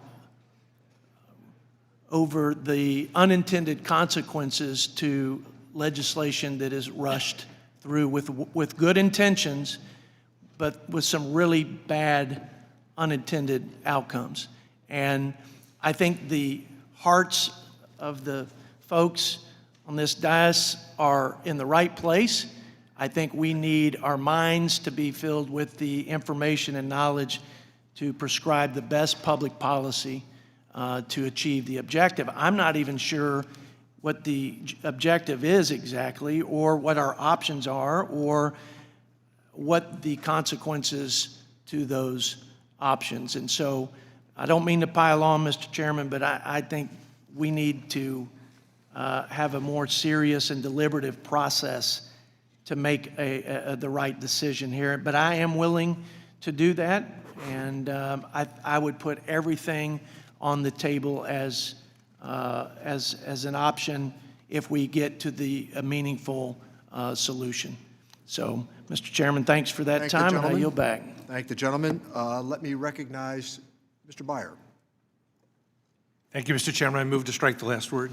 So recognized. Thank you. I'm a former smoker, so of course I'm among the most passionate of the people trying to stop smoking. Heart disease, lung cancer, chronic obstructive pulmonary disease, aortic aneurysms, esophageal cancer, even cataracts, strokes, all can be caused by nicotine. The cost to the U.S. economy, according to the Center for Disease Control, is over $300 billion a year. $170 billion in direct medical costs, $156 billion in lost productivity, and 480,000 American deaths per year. But the good news is, thanks to the leadership of Surgeon Generals, FDA commissioners, Democratic and Republican administrations, and legislatures in every state in the country, we are the second lowest smoking country in the world. Only Australia is better. We don't need to wait. We don't need more research. We know exactly what works. When I was a teenager, a pack of cigarettes cost less than $1. In fact, I could buy a carton of Lucky Strikes at the PX at Fort Myer for $2. So it was 20 cents a pack. Now it's about $7 in Virginia. We know basic economics 101. We reward what we want to encourage, and we tax, sometimes tax like the Dickens, what we want to discourage. E-cigarettes is the first dramatic movement in years in the wrong direction, and this is a good bill to help address it. That I yield back, Mr. Chairman. Thank the gentleman. Gentleman from Kansas, Mr. Estes is recognized. Thank you, Mr. Chairman. I address the committee today in opposition to H.R. 4742. I want to be clear at the outset of my remarks that we need to find ways to keep vaping products out of the hands of children and teenagers, including legal products that contain nicotine and certainly the black market products that contain THC, which have contributed to an alarming number of health concerns and deaths. In recent months, these deaths across the country, including 2 of them in my home state of Kansas, have rightly attracted national attention and scrutiny. While we need to find ways to address this troubling situation, I believe the bill before us is not the right solution. There's 3 main reasons why I want to talk about this legislation. 1's the process, 2's the substance, and 3's the overall need. I believe all of my colleagues here recognize the importance of our committee and the deliberate way we must go about examining the significant issues that are before us. Unfortunately, the process to bring the bill forward today has fallen short of that responsibility. Instead of following regular order, as mentioned earlier, this legislation did not have a hearing prior to today's markup. I believe our constituents need to know more about the impacts of vaping and the direct causes of recent deaths before we consider a $10 billion tax hike. There's so many questions that have not been answered because we didn't have the right subject matter experts or a hearing before this bill was brought before us. I also believe the substance of this legislation is technically flawed. While the bill is titled the Protecting American Lungs Act, it actually defines taxable nicotine, not vaping.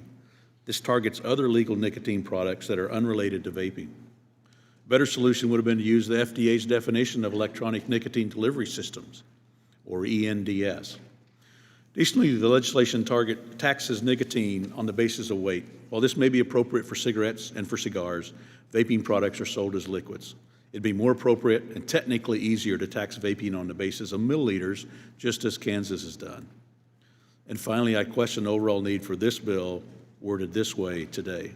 Instead of targeting the black market products, this bill levies a nearly $10 billion tax on American consumers of legal products, which the Royal College of Physicians and Public Health in England have found to be 95% safer than cigarettes. While excise taxes may certainly be an effective way to discourage harmful behavior, The tax does not reflect the harm of vapor products related to traditional tobacco products. The bill would tax vaping at a higher level per unit than traditional combustible taxable tobacco products, which may encourage adults to transition back to cigarettes. The bill also does nothing to discourage actual harmful black market THC vaping products linked to the recent health problems and deaths. As Americans for Tax Reform pointed out in a letter to this committee, both the CDC and the FDA have acknowledged that the outbreak of lung illnesses and death are mostly attributable to illicit marijuana and THC in vaping, not nicotine. For these reasons, this bill appears to be primarily a massive money grab rather than a solution to the very real health crisis. I look forward to working to address the crisis, but I urge my colleagues to vote against the bill before us today. With that, I yield back to remainder. Thank you, gentlemen. Let me recognize the gentleman from Washington State, Ms. Del Bene. Thank you, Mr. Chairman. I know some of my Republican colleagues asked what proportion of lung injury cases are associated with non-THC vaping. The CDC, the Centers for Disease Control, is charged with monitoring public health crises. The CDC's most recent figures from last Thursday found that about 58% of patients who could tell who were able to define what substances that they had used in e-cigarettes, 58% reported using nicotine-containing products, 10% reported exclusive use of nicotine-containing products. So I just wanted to ask for unanimous consent to enter this most recent CDC report into the record. Thank you. I yield back. Dr. Winstrup and then Ms. Chu. Thank you, Mr. Chairman, and I'd like to expound upon that as I have a CDC report in front of me as well. I spoke about it before. You know, the number of cases of lung injury have happened in 49 states with over 1,400 cases, 33 deaths in 24 states, all with a history of e-cigarettes or vaping use. Most cases linked to THC, particularly obtained off the street. So this bill addresses nicotine. Nicotine is addictive. It can cause harm to adolescent brain development into the mid-20s. We know this. What is the intent of what we're trying to do here? First of all, we are fortunate to have a country that has an agency like the CDC. We are fortunate to have a body like this that can ask the CDC and team of experts to come in here and help us understand what's taking place in America and guide us on what might help solve the problem. Now, if you want to say that the problem we have is only related to nicotine, this may be the perfect bill. I don't know. But if you want to say that you're trying to address the deaths and the lung injuries that are occurring, this bill doesn't do that. I think Mr. Swazi's intent is great and admirable, and it should be for all of us. But let's do it right. Let's do it right. We can have the CDC in here next week.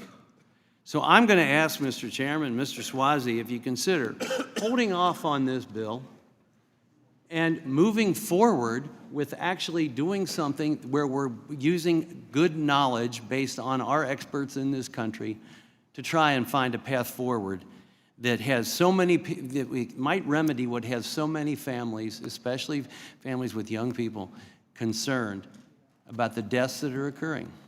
The information's out there. You know, I've only heard two of us talk about it today.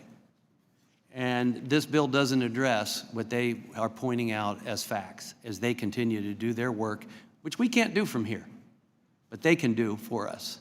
So let's have the CDC in here. Let's have a good conversation about what's actually taking place and what some of the possible solutions may be. And with that, I yield back. Thank the gentleman. Let me recognize the gentlelady from California, Ms. Chu. I move to strike the last word. Gentlelady is recognized. Mr. Swazi's legislation to tax the nicotine content in e-cigarettes at the same rate as traditional cigarettes is so important, especially right now. The harmful and addictive qualities of nicotine have long been established, and it's important that our tax policy levels the playing field. As of mid-October, nearly 1,300 cases of vaping illness have been reported to the CDC, including almost 30 deaths.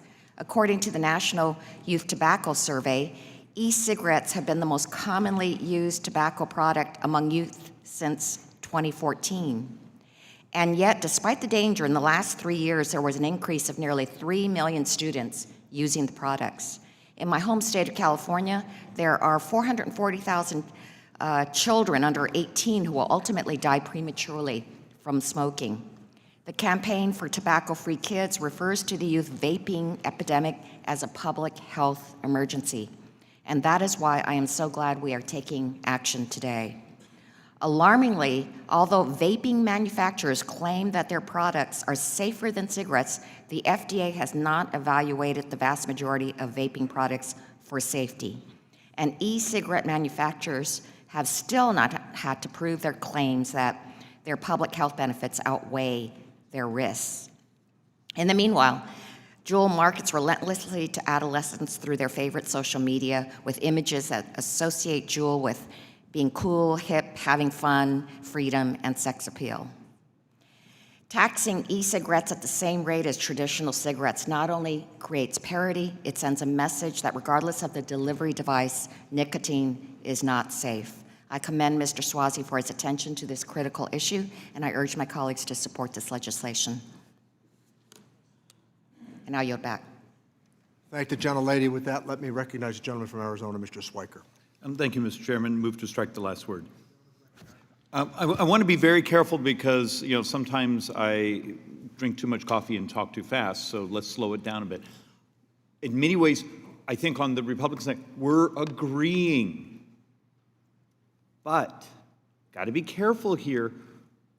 How many of us want to be sitting in these seats? Let me finish. How many of us want to be sitting in these seats 2 years, 3 years, 4 years from now and find out saying we did a great job clamping down because we raised the price on nicotine going into those vaping units, and now we have all sorts of other types of chemical stimulants going in that are more dangerous and more addictive. I mean, just in a couple moments, we were able to pull a whole list of things that are out there that can go in these units, and they're all more dangerous. So it might be one of those, as we think about if the goal is to cut down and change, particularly adolescent vaping, maybe the way you define what you're trying to tax, what you're trying to reduce, isn't a milliliter of the chemical nicotine. And look, you all laughed at my attempt to draw a nicotine molecule. But to try to define, is it stimulants, is it other things that go in the bin, is it the delivery unit, is it, because you may be about to create a vacuum saying, we did a great job cutting down nicotine, and oh God, now we have all these other spice products, derivatives from betel nut, all these other types of stimulants that are much more dangerous. I mean, am I only one here who sees the flaw in the design? That we clamped down on one and we just created a market for things that are much less healthy. So I think we can accomplish both, but it is going to take a redesign on the approach on the bill. And with that, I yield back, Mr. Chairman. Thank the gentleman. Let me recognize the gentleman from Pennsylvania, Mr. Evans. Thank you, Mr. Chairman. Mr. Chairman, I move to strike the last Gentleman word. is recognized. Thank you, Mr. Chair. I would like to offer my support for House Resolution 4742. First, I'd like to thank my colleague, Congressman Suozzi, from the state of New York for his work and his dedication on this bill. Now I'm going to take us back a little bit. I clearly remember United States versus Philip Morris Department of Justice lawsuit in the 90s. That case resulted in the findings that tobacco companies could be held liable for misleading the public on the health risks associated with smoking, and also for marketing their products to children. The decision led to huge changes. But while we have seen decrease in smoking, it's clear that we still have a long way to go. I brought up the DOJ lawsuit because the circumstances of that case was eerie similar to where we are now with the e-cigarette industry. Really, the only thing that has changed is the smoking device. According to the Center for Disease Control and Prevention, there are 3.6 million Americans, middle and high school e-cigarette users in 2018. Many of these young people are reportedly have been drawn into by the industry marketing of flavor, color, packaging, and social media presence, which are appealing to children and teens. Many saw e-cigarettes as a safe alternative to traditional cigarettes, but as we have recently seen, this may not be the case. As of just last week, the CDC confirmed 1,358 cases of vaping-related illness and 33 deaths across the United States. If there's one thing we can learn from the past, it's that accountability leads to change. Tobacco excise tax can decrease tobacco use, and currently no federal excise tax on the nicotine contained in e-cigarettes. I urge the committee to pass this bipartisan piece of legislation. While research continues to be done on the health impact of e-cigarettes, the least we can do is make sure they are regulated no different than other tobacco products. Again, I thank my good friend and colleague from New York for showing that leadership. I yield back the balance of my time. Thank the gentleman. The gentleman from Illinois, Mr. Schneider, is recognized. Thank you, Mr. Chairman, and as others have, I want to commend my colleague, Mr. Swazi, for bringing this important legislation forward and working with all of us to address this epidemic that is affecting our nation, in particular our young people. I'm going to use my time a little different, Mr. Berthold, if I can reach out to you. I know we were talking before, and there may be some confusion, so I just wanted to make sure I fully understand. Can you explain again how the go over the tax equivalency between nicotine and tobacco, how that is calculated?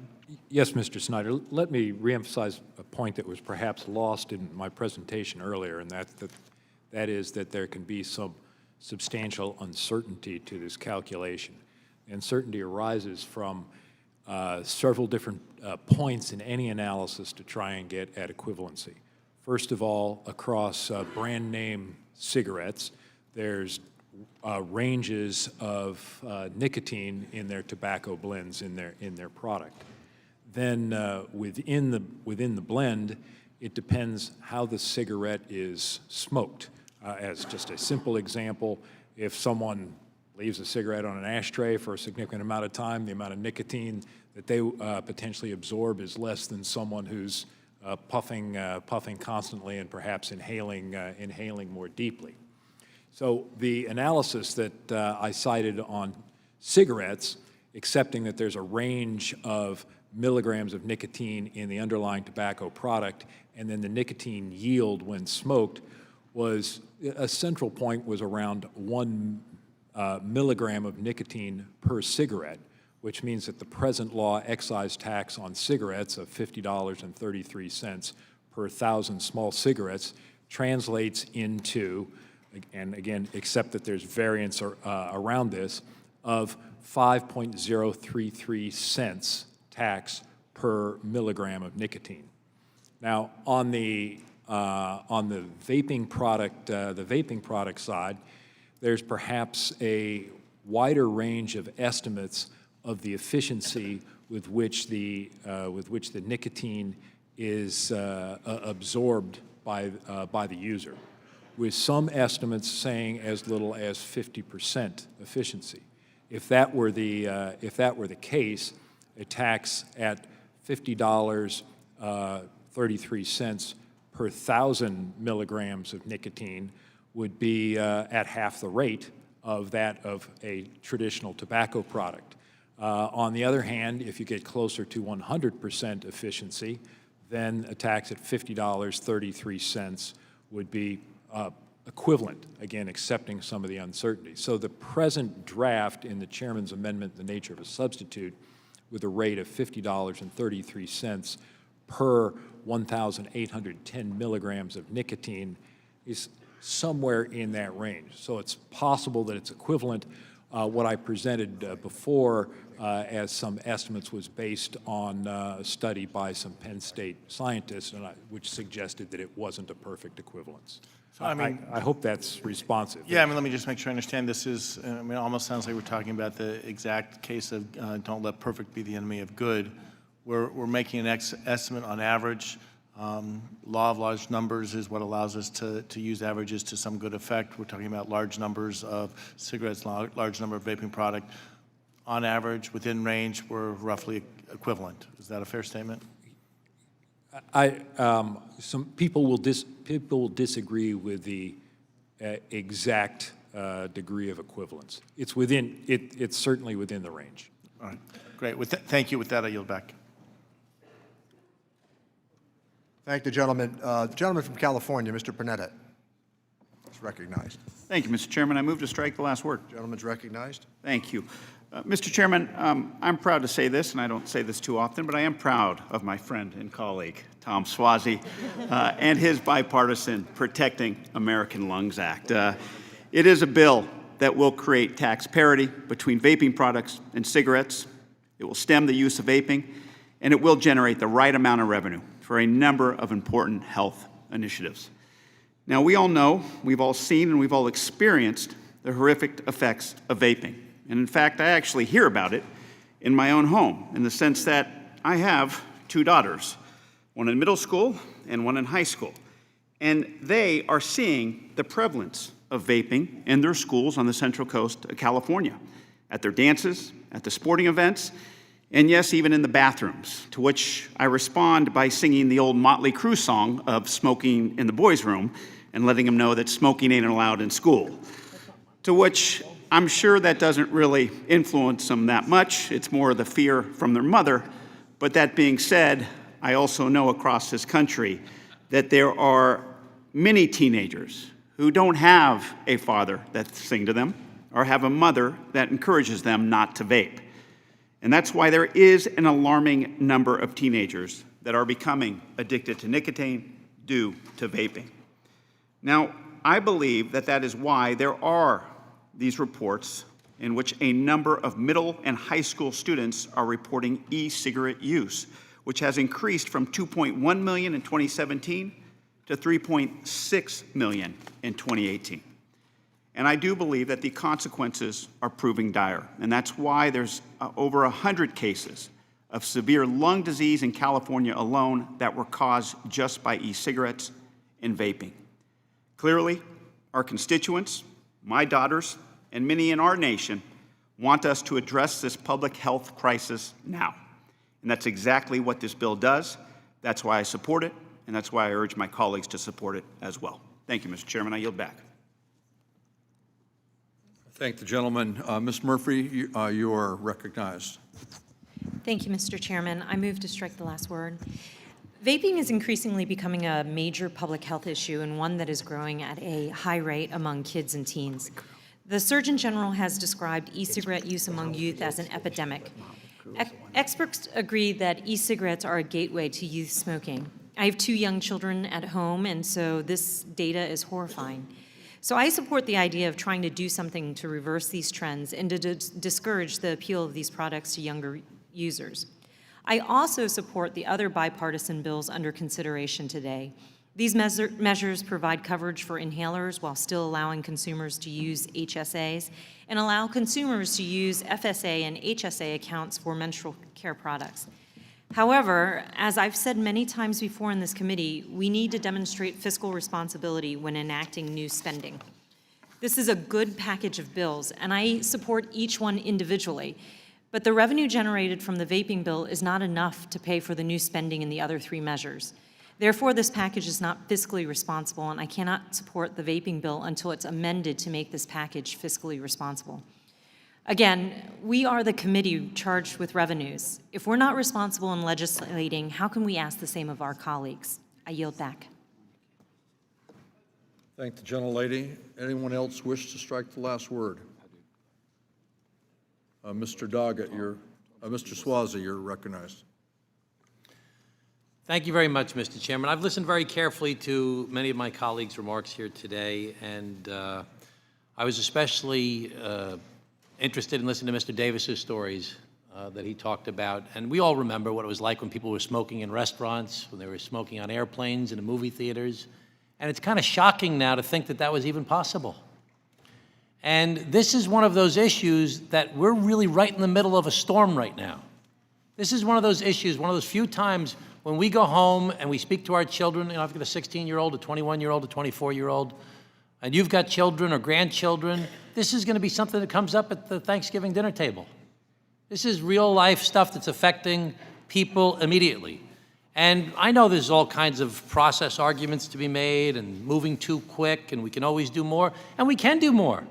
Nothing stops us from doing more, but let's do something to get started in this process so that when we go home and we talk to our families and we talk to our constituents, that we're doing something to finally address what we all know is a very, very real problem. So many of you said, I agree, but there's nothing stopping people from moving forward to addressing a significant piece of this problem. It's not the whole problem, but it's a really genuine first step. So let me just make a couple points. Number one, this bill has bipartisan support. Number two, everybody knows that nicotine is harmful and an addictive substance in any form. Experts agree that taxes are an effective way to reduce the usage of dangerous products. We saw with cigarettes, and we know that usage goes down when taxes go up. Young people especially have higher price elasticity and are more sensitive to price changes. Mr. Chairman, I want to enter into the record a article from the World Health Organization that cautions that vaping needs to be addressed, and saying that e-cigarettes should be taxed and regulated like other tobacco products. So it's one article from the World Health Organization and another from the American Heart Association. I also want to introduce into the record two other documents. One objecting to raising taxes on nicotine from the Taxpayers Protection Alliance and National Taxpayers Union that strongly oppose this bill, noting that both of these organizations have no public health qualifications and receive large contributions from organizations that typically oppose these type of things. We've seen this whole story before with the cigarette debate. It's the exact same thing, moving too quickly. We'd like to support it, but, and in the meanwhile, people are affected. I really don't think you want to go home and tell people you didn't vote for this. Now, nobody likes to vote for a tax increase of any type whatsoever. Who wants that? But the reality is that this is a real thing that you have to do something. There's already ample evidence of people who vape contracting illnesses like popcorn lung. There's ample negative health consequences of a generation. Think of this, a whole generation of young people, and I'm not exaggerating by saying a whole generation, because so many kids, it's proven, are using nicotine right now and getting addicted to it. That's not a made-up thing. We know the THC thing is a problem, and we know other substances are a problem, and we know there's more that we can do, but people are getting addicted to nicotine at a young age. Talk to the young people you know. What do you think of smoking? Smoking's very bad for you. I learned it in school, it's very bad for you. What do you think of vaping? Oh, it's okay, it's just liquid, it's just a condensation. Nothing wrong with that. And kids' brains are getting malformed because of this. So, we know that this will help. Will it solve the whole problem? Absolutely not. But it will absolutely be a step in the right direction. With that, Mr. Chairman, I want to say to everyone here, thank you to you for pushing this along so quickly, despite the criticisms that are being raised by our colleagues on the other side for moving quickly. And I want to say to all my other colleagues that said, we agree, but, and we want to work on other stuff, I'll work with you on other stuff. I'm happy to work with you on other solutions to try and address this problem. With that, Mr. Chairman, I yield back. Thank the gentleman. And with that, let me recognize the gentleman from Texas, Mr. Doggett, to strike Thank you, Mr. Chairman. I came over today because I share Mr. Swazi's passion for doing more to protect our youth from the poison that they get through vaping. While I support a bill to do that, I want to be sure I understand this bill. And I understood your answer, Mr. Barthold, to be that this bill will only produce a 22% reduction over the course of the bill. Is that right? Our estimate includes the calculation that the demand for these products will fall in aggregate by 22% in the long run. Over a decade? No, that's annually. But when I say long run, I mean in the later years, in the first couple years, somewhat less than 20%. If you wanted to get a greater reduction because you share Mr. Swazi's passion for reducing youth vaping, what would you need to do to the tax? a higher tax would discourage even more purchases. And I share the sentiments that Ms. Murphy raised, that we need to be a fiscally responsible pay-as-you-go Congress. What would you have to do with this tax to get another $2 billion for which we have a shortfall today? We have not made that estimate. Let me note that it is possible that the revenue yield from this could fall relative to where you are now, because as we noted, you're reducing the product in the marketplace, and so you could reduce it. You could have further tax increase could mean further reductions such that you're losing the revenue that you were raising at the lower tax Right, rate. by the very nature. But the short answer to your question is I do not know if there is a projected increase in rate that would yield an additional $2 billion. These things may be calculable, but it I takes some time to calculate. I can And explore as that far for as you, Mr. your Doc. calculations, I was a little confused by your answer to Mr. Schneider.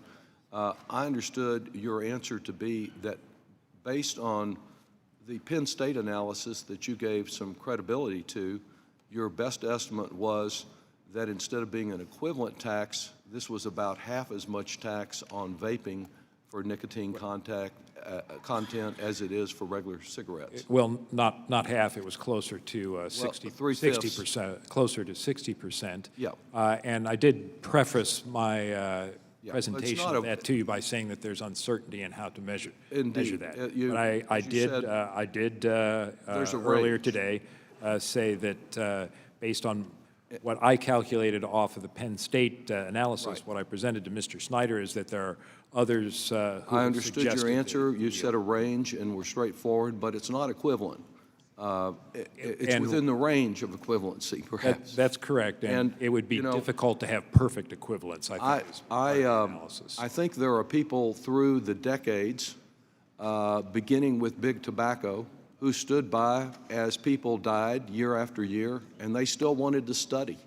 They still couldn't make up their minds until Henry Waxman pulled some of these tobacco executives and swore them in front of his committee and finally forced them to admit the tremendous harm that their nicotine product was doing. I don't want to wait on this until the cows come home, but I will concede to that I share the concern that's been voiced today that we get a better product and we get some of these questions answered if we have a hearing first and a markup later, and I hope we will do more of that in the future.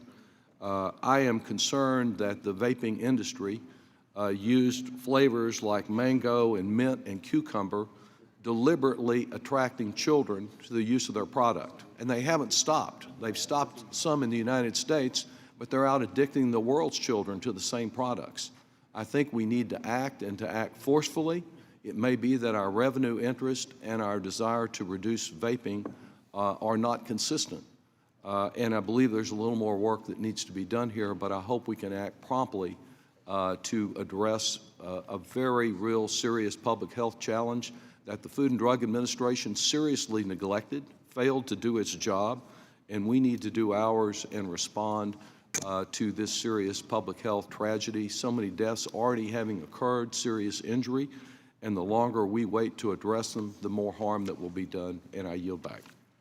We will now proceed to the amendment process. Are there any amendments to the amendment in the nature of a substitute? The gentleman from Georgia, Dr. Ferguson, is recognized. Thank you, Mr. Chairman. I have an amendment at the desk. Mr. Thompson? Mr. Thompson has reserved a point of order. Dr. Ferguson, once the amendment is passed out, you would proceed. Thank you, Mr. Chairman.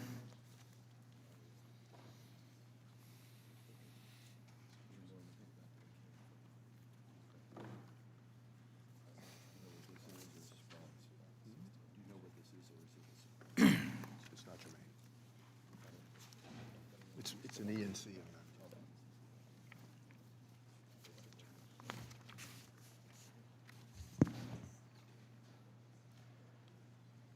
The gentleman will proceed. Thank you, Mr. Chairman. There has been a lot of really good discussion here today, and I want to I want to thank my friend from New York, Mr. Swazi, for raising this issue. As I sat and listened to my other colleague from California, Mr. Panetta, I share where he is in his life with a teenager. And now we have to deal with a conversation with teenagers that we weren't having just a few years ago. And as parents, we're all terrified about what's going on. I have a constituent that I have spoken to that has 2 teenage daughters that their daughters tell them that they now have a pod dealer in the school, okay? Not a drug dealer, but a pod dealer. Think about this, people smuggling these things into schools to sell them so that our children are buying them and using them. There are real issues with this. We don't even fully understand how damaging this is, but we know that it is damaging. And there are a lot of things that happen beyond just nicotine, the concerns around nicotine. I want you to think about what happens when you heat up heavy metals and then breathe them into your lungs. We don't even know the full effects of using cannabis in these devices because, as my colleague from Oregon has pointed out, we can't even do the research on it to find out. There are a lot of open questions on this, and this is an issue that affects every single American family, particularly those families that have children and teenagers, because it's real and it scares us to death, and we don't know what to do many times. But I can tell you today, listening to this, I think that we've got to do a lot more. I think that we've got to be intentional across a lot of different lines in addressing this issue. And we stand ready to work with our colleagues on the other side of the aisle to do that. But we're going to take, but I'm not sure that raising a tax in this way is the way to do it. Maybe it's part of it, maybe it's not, but I think we need further analysis. But if we're going to do a tax, I've got an idea that I think will improve this bill significantly, and that is what my amendment does. Basically, it will strike the underlying language. It will create a change in the tax code to create the ability for a new excise tax on vaping pods. This will ensure that we address, and then we will use that revenue and put it into a trust fund that would then be used to address research, prevention, and treatment of vaping-related illnesses. If we're going to go down this road, we need to make sure, and we're serious about fighting this epidemic and the harm that is being caused to our children, we need to make sure that the revenue that is being drawn from this is used to go after the very problem that we're dealing with. We don't need this to be a naked cash grab for some other program. Listen, we've heard it today. We've heard it mentioned many times. My colleague from Florida just mentioned this. This is a pay-for other bills that we're going to vote on later today. And a topic as important as this one deserves more than it being a quick cash grab to cover a budget number. It's more important than that. So I applaud the fact that this issue is being raised, because for every parent, every mama, every daddy, every teenager that's being affected by this is real. But to have these revenues go to pay for things that have nothing to do with this illness, I think is a real issue. So I want to make sure, Mr. Chairman, I would ask that everyone please support the amendment that's been offered. Thank the gentleman. Does the gentleman from California continue to insist on his point of order? Yes, Mr. Chairman, I continue to insist on my point of order because the use of the funds is outlined. The subject is outside the subject matter of our jurisdiction in this committee. Thank you, Mr. Thompson. As you know, this amendment is non-germane, but the point that Dr. Ferguson is making is an important one. This indeed is a public health crisis. We need to invest in research, also in treatments, particularly for youth who are afflicted, who today really have no cure for the nicotine addiction that has come with the rise of vaping. Additionally, we must invest in education to stop teens before they start on this gateway to traditional cigarette usage. Too many teens don't realize the powerful and addictive nicotine punch that these e-cigarettes pack. Our bill today is part of what must be a comprehensive strategy to address the issue. Going forward, we will be working with Chairman Pallone, and he will join our efforts with theirs to form a comprehensive strategy to address the e-cigarette crisis. So, Dr. Ferguson, I take your point to heart and agree with the sentiment you were expressing. We must work to invest in the public health side of this crisis as well, but this amendment is ruled not germane. Mr. Chairman, I would like to object to your ruling. Our tax code contains a plethora of excise taxes that are dedicated to specific trust funds for specific purposes. Does the gentleman wish to challenge the ruling of the chair? I do. The gentleman has challenged the ruling of the chair. And Mr. Thompson has moved to table, so the question is on whether or not to table the gentleman's objection, and the clerk will call the roll. Mr. Lewis. Yes. Mr. Lewis votes yes. Mr. Doggett. Mr. Doggett votes yes. Mr. Thompson. Mr. Thompson votes yes. Mr. Larson. Mr. Larson votes yes. Mr. Blumenauer. Mr. Blumenauer votes aye. Mr. Kine. Mr. Kine votes aye. Mr. Pascrell. Mr. Pascrell votes yes. Mr. Davis. Mr. Davis votes yes. Ms. Sanchez. Ms. Sanchez votes yes. Mr. Higgins. Ms. Sewell. Ms. Sewell votes aye. Ms. Dalbene. Ms. Dalbene votes aye. Ms. Chu. Ms. Chu votes aye. Ms. Moore. Ms. Moore votes aye. Mr. Kildee. Mr. Kildee votes aye. Mr. Boyle. Mr. Boyle votes aye. Mr. Byer. Mr. Byer votes aye. Mr. Evans. Mr. Evans votes yes. Mr. Schneider. Mr. Schneider votes aye. Mr. Swazi. Mr. Swazi votes aye. Mr. Panetta. Mr. Panetta votes aye. Ms. Murphy. Ms. Murphy votes no. Ms. Murphy votes aye. Mr. Gomez. Mr. Gomez votes aye. Mr. Horsford. Mr. Horsford votes aye. Mr. Brady. No. Mr. Brady votes no. Mr. Nunes. Mr. Nunes votes no. Mr. Buchanan. No. Mr. Buchanan votes no. Mr. Smith of Nebraska. No. Mr. Smith of Nebraska votes no. Mr. Marchant. No. Mr. Marchant votes no. Mr. Reed. No. Mr. Reed votes no. Mr. Kelly. Mr. Holding. No. Mr. Holding votes no. Mr. Smith of Missouri. Mr. Smith of Missouri votes no. Mr. Rice. Mr. Rice votes no. Mr. Schweikert. Mr. Schweikert votes no. Ms. Walorski. Ms. Walorski votes no. Mr. LaHood. Mr. LaHood votes no. Dr. Winstrup. Dr. Winstrup votes no. Mr. Arrington. Mr. Arrington votes no. Dr. Ferguson. Dr. Ferguson votes no. Mr. Estes. Mr. Estes votes no. Mr. Higgins.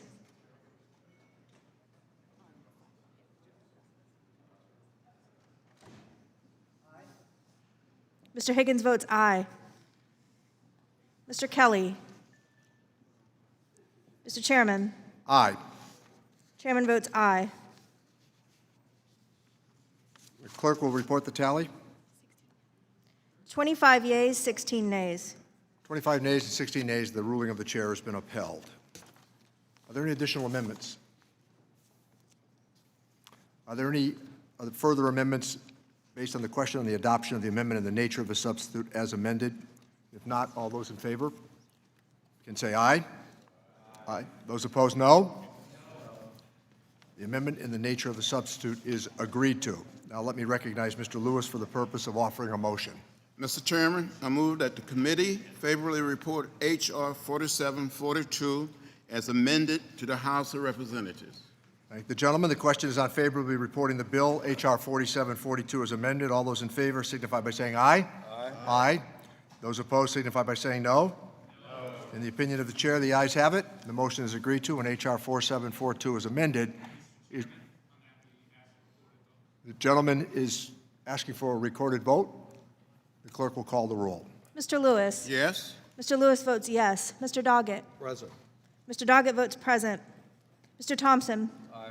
Mr. Thompson votes aye. Mr. Larson. Yes. Mr. Larson votes yes. Mr. Blumenauer. Aye. Mr. Blumenauer votes aye. Mr. Kind. Mr. Kind votes aye. Mr. Pascrell. Yes. Mr. Pascrell votes yes. Mr. Davis. Yes. Mr. Davis votes yes. Ms. Sanchez. Mr. Higgins. Ms. Sewell. Ms. Sewell votes aye. Ms. Dalbene. Ms. Dalbene votes aye. Ms. Chu. Ms. Chu votes aye. Ms. Moore. Ms. Moore votes aye. Mr. Kildee. Aye. Mr. Kildee votes aye. Mr. Boyle. Aye. Mr. Boyle votes aye. Mr. Byer. Aye. Mr. Byer votes aye. Mr. Evans. Aye. Mr. Evans votes aye. Mr. Schneider? Mr. Schneider votes aye. Mr. Swazi? Mr. Swazi votes aye. Mr. Panetta? Mr. Panetta votes aye. Ms. Murphy? Ms. Murphy votes no. Mr. Gomez? Mr. Gomez votes aye. Mr. Horsford?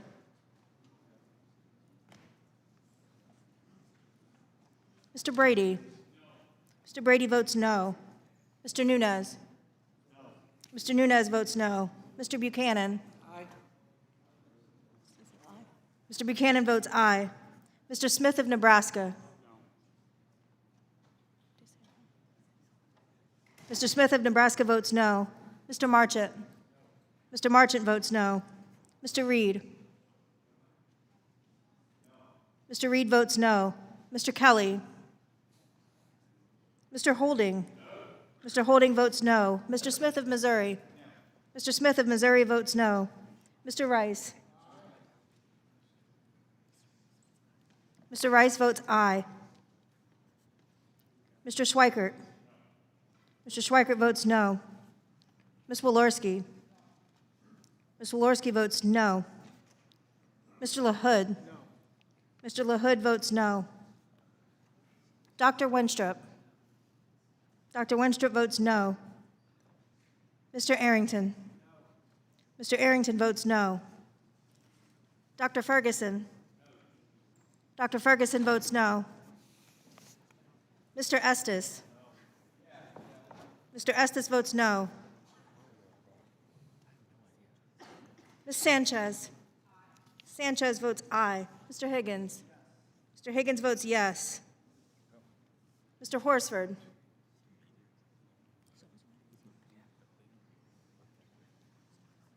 Mr. Kelly? Mr. Chairman? Aye. Chairman votes aye. Clerk will report the tally.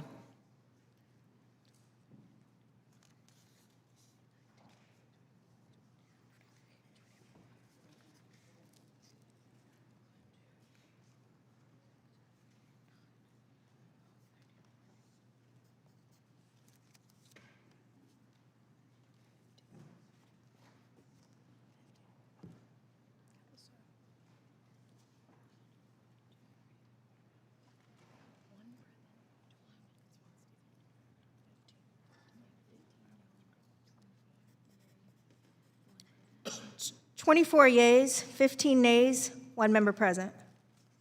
On this vote, there are 24 yeas, 15 nays, and 1 present. The motion is agreed to. H.R. 4742 as amended is ordered favorably reported to the House of Representatives. Without objection, staff are authorized to make technical and conforming changes to the bill. Members have 2 additional days to file with the committee clerk supplemental, additional, or dissenting or minority viewpoints. Our next order of business is H.R. 4716, the Inhaler Coverage and Access Now Act. I'm pleased that this legislation will expand access to inhalers for the treatment of chronic lung disease for consumers enrolled in high-deductible health plans. Decades of research shows that exposure to high out-of-pocket costs lead consumers to delay or forego even necessary medical care. Yet we know that ensuring people who need inhalers are using them as directed helps prevent other potential, more costly health complications. This bill today will in part help address that affordability barrier. I now recognize Representative Sewell for the purpose of providing more details about this legislation. Thank you, Mr. Chairman. I want to thank you for bringing the Inhaler Coverage and Access Now Act, or as we call it, ICAN Act, before this committee today. I'm proud to join Congressman T.J. Cox and Congressman Drew Ferguson in introducing this bill. Our bipartisan bill requires certain high-deductible health plans to cover the cost of inhalers for the treatment of any chronic lung disease, including asthma. My home state of Alabama has one of the highest respiratory disease mortality rates in the country. In 2017, 3,500 Alabamians died from chronic lower respiratory disease. Today, over 400,000 Alabamians suffer from asthma. One of them is a lady in my district in Birmingham named Tiffany. She is 39 years old. At 3 years old, she was diagnosed with severe asthma. She takes 6 to 8 pills a day and has to have 3 inhalers. Tiffany says that her family has struggled to afford her medication and health care her entire life. She receives allergy shots 1 or 2 times a month that cost $3,000 a treatment. Her insurance doesn't cover the treatment, so she has to pay for the shots out of pocket. Her asthma has limited her ability to work and lead a quality life. She has to find employment in tempered, sterile environments with flexible hours so she can attend doctor's office visits multiple times a month and stay inside when air quality levels are low. Hearing stories like Tiffany's reminds me of how much of a privilege it is to be healthy. To afford her inhalers, drugs, and healthcare costs, she has had to move back in with her parents in her 30s. She's had to live with friends for periods of time in the past just to be able to afford her medication, sacrificing housing for health, an impossible choice for one to make. High insurance deductibles often cause patients with asthma and other respiratory diseases to delay or forego necessary medical treatment, increasing both the health risks for asthma sufferers and the cost of care down the line.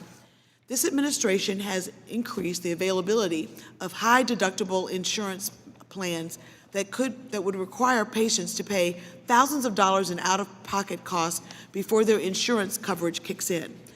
Over the past 5 years, the percentage of covered Americans with a general annual deductible of $2,000 or more for a single coverage has grown from 18% to 28%. It's critical that key preventative products like inhalers are available for asthma and respiratory disease patients, regardless of whether they have met their deductible. That will change today with the I CAN Act. I urge my colleagues to vote for this common sense bipartisan bill today, and I yield back the balance of my time. I thank the gentlelady. I'll yield 1 minute of my time to Mr. Blumenauer. Thank you, Mr. Chairman. I just want to call attention to legislation that I have with Mr. Reed, that H.R. 4716 would extend this treatment more broadly, because I think it's a very powerful concept. It's an advantage for these, but there are other people who delay services because they don't meet that deductible. And I hope that before we're done, we can look at broadening this and making it more comprehensive. Thank you. Thank the gentleman. Let me recognize Dr. Ferguson for the purpose of making an opening statement. Thank you, Mr. Chairman, and I'd like to thank my colleague from Alabama, Ms. Sewell, and Representative Cox for introducing this bill. This is a bill to amend the Internal Revenue Code of 1986 to provide a safe harbor for high deductible health plans without deductible for certain inhaler. This bill expands access and enhances the utility of health savings accounts, or HSAs, by allowing high deductible health plans to provide coverage for inhalers for treatment for any chronic lung disease or condition without satisfaction of the plan's deductible. This bill would assist millions of Americans who rely on these inhalers every single day. My father is one of these Americans. When I'm going to tell you, when you have asthma, inhalers are not a luxury or an option; they're a necessity. They are life-saving, and the quality of life simply does not exist without them. So this is a very, very important bill and something that millions of families will be positively affected by.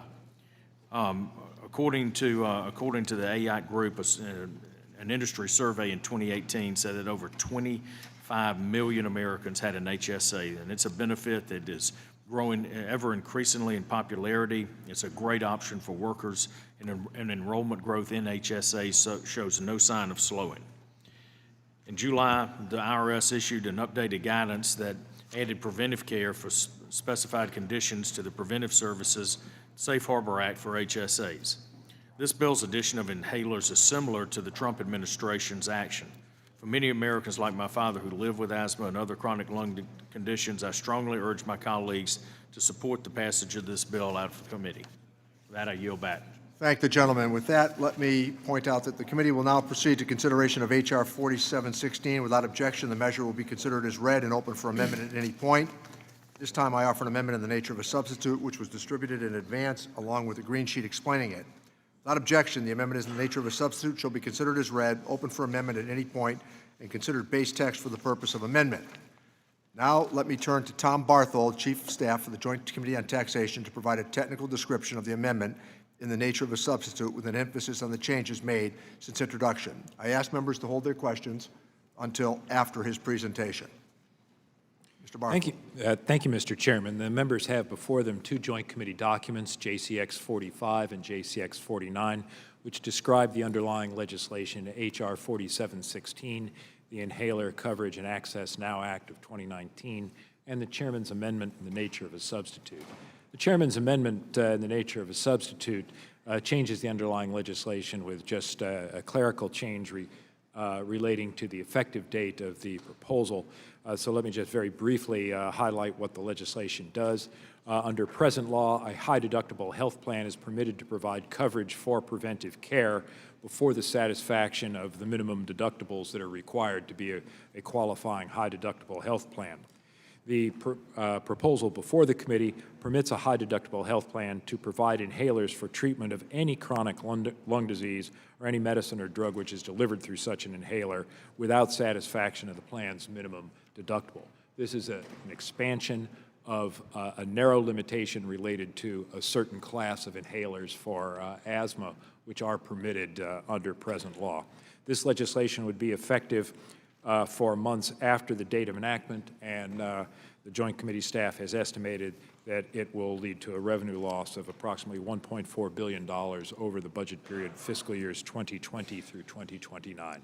That completes my brief description. I'd be happy to answer any questions. I believe that the members might gentleman have. from New York would like to ask a question. Mr. Chairman, if I could, I don't have any questions of the witness other than I just wanted to associate myself with remarks of Mr. Blumenauer and say I appreciate his leadership on this issue. I look forward to working with him. We've been working hard with Senator Thune and Carper on the matter that he raised with the chairman, and I join in his request to consider the whole bill at some point in time in front of the committee, and I appreciate his friendship and support on this legislation. Are there any other questions?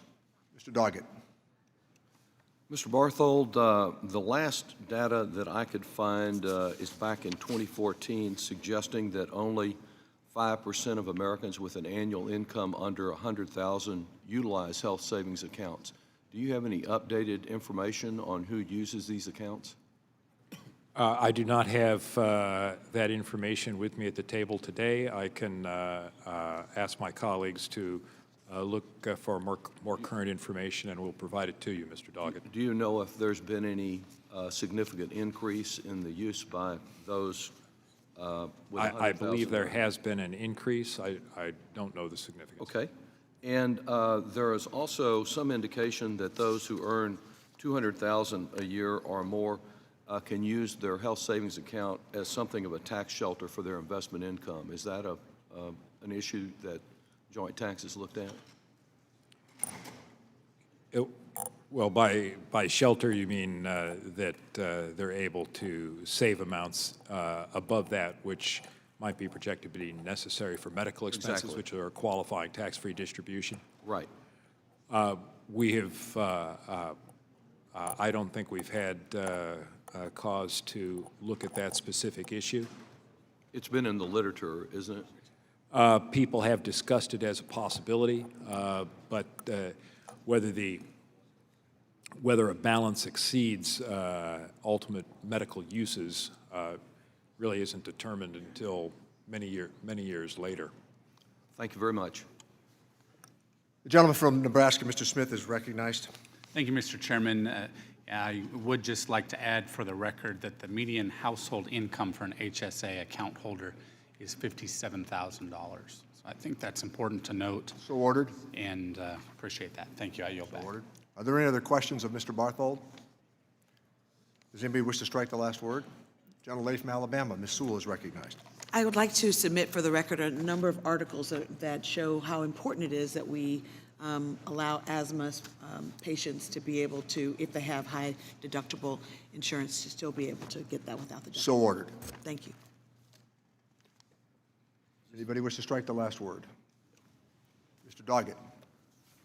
I think this is all about priorities. I don't oppose this bill or the other bills that are up to date, but I do question whether, given the many deficiencies in our nation's health system, this expenditure of $11.7 billion is focused on our greatest needs.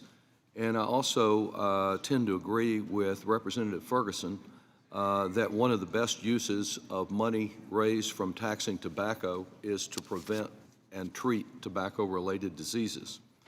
Like the first bill that we just considered, like the measures that in fact included proposals that I had authored myself yesterday on dental, hearing, and vision, I think it's important that we hold public hearings when we are considering matters of this nature. And I also continue to share the concern that we're about $2 billion short in paying for these three bills. Today, we have nearly 30 million Americans who lack any health insurance. That number grows by the day. In fact, the cover story on today's New York Times is about the analysis of the number rising by 400,000 of the number of uninsured children. I don't intend to suggest that with $11.7 billion you can address much of that problem, but it does raise questions about priorities. The tax policies that this committee has adopted through the years have contributed significantly to the worsening of the income gap.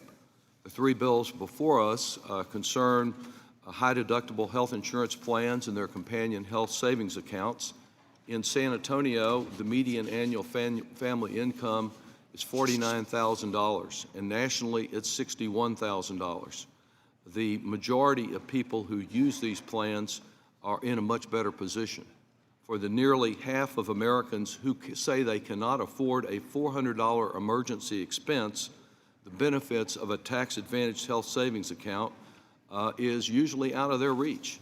These are Americans who are living from paycheck to paycheck. They're usually unable to take money out of a very tight family budget to place in a tax-advantaged account, even if their employer is providing a high-deductible plan. And if they could find some disposable income to place in this unique type of savings account, the very nature of our tax code provides that the working poor have much less incentive to place precious dollars into a health savings account, since they get a 10% incentive than the richest Americans, who get a 35% deduction with every additional tax dollar. And there is significant expert opinion out there that those who earn $200,000 a year and more are actually using these accounts as a tax shelter for their investment income.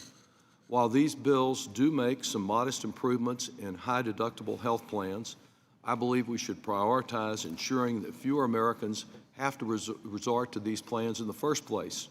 High-deductible plans shift costs to consumers and lead patients to delay care. One study found that patients with chronic conditions, including diabetes and hypertension, were more likely to delay or stop taking care that they needed, their needed medications, than those with lower deductible plans. Look no further than the heartbreaking stories that we heard about yesterday about patients who were faced with high deductible plans and decided to ration their insulin and ultimately paid with their lives. Tweaking the way these health savings account plans function will not make them a good deal for patients. And I yield back. Thank you. On my own time, the point that the gentleman made about the New York Times story this morning is not quite as easy as he described it. It talked about the president's crackdown. I read that at 5:35 this morning, and it talks about the president's crackdown on immigration, coupled with the fact that with an unemployment rate of 3.9%, there are fewer people that need to have government-sponsored health care because they are actually getting it from a private employer. And my point on that is not nearly as simple as it was described. Well, will the gentleman yield? I will yield. Yes, the story indicates there are a number of reasons. The growing number, particularly in the state of Texas, and a handful of states, was pronounced. And after we've made steady progress in reducing the number of those without insurance, we're still a long way from getting universal coverage. So I don't suggest we can solve all this problem, nor that it's the result of things like the President's ill-begotten policies, but I do think they point to a need of our committee to look at the problem and try to address it. Our position has been clear in advancing access, coupled with the fact that, let me contrast the statistic that the gentleman just offered about Texas with a statistic from Massachusetts. 100% of the children in Massachusetts are covered, and 97% of the adults in Massachusetts are covered because those are decisions that the respective states made. Absolutely, and that's the very kind of thing I want to address. I wish Texas had followed Romney Care and Obamacare, and we wouldn't be in the mess we're in, but it is a mess. Yes, would the gentleman yield? I will yield. Thank you. I agree with both of you, both my chairman and Representative Doggett. I represent Alabama. I represent a state that did not expand Medicaid, and we have got to prioritize access to universal coverage. Kudos to those states that have. There are lots of states like Texas and Alabama that have not, but I also agree with, I look forward to working with Representative Doggett on how we can best improve the health savings accounts.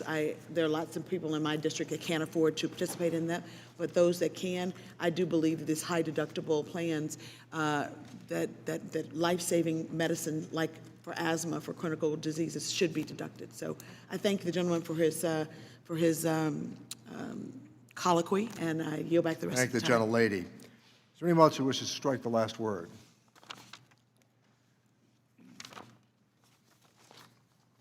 Are there any amendments to the amendment in the nature of a substitute?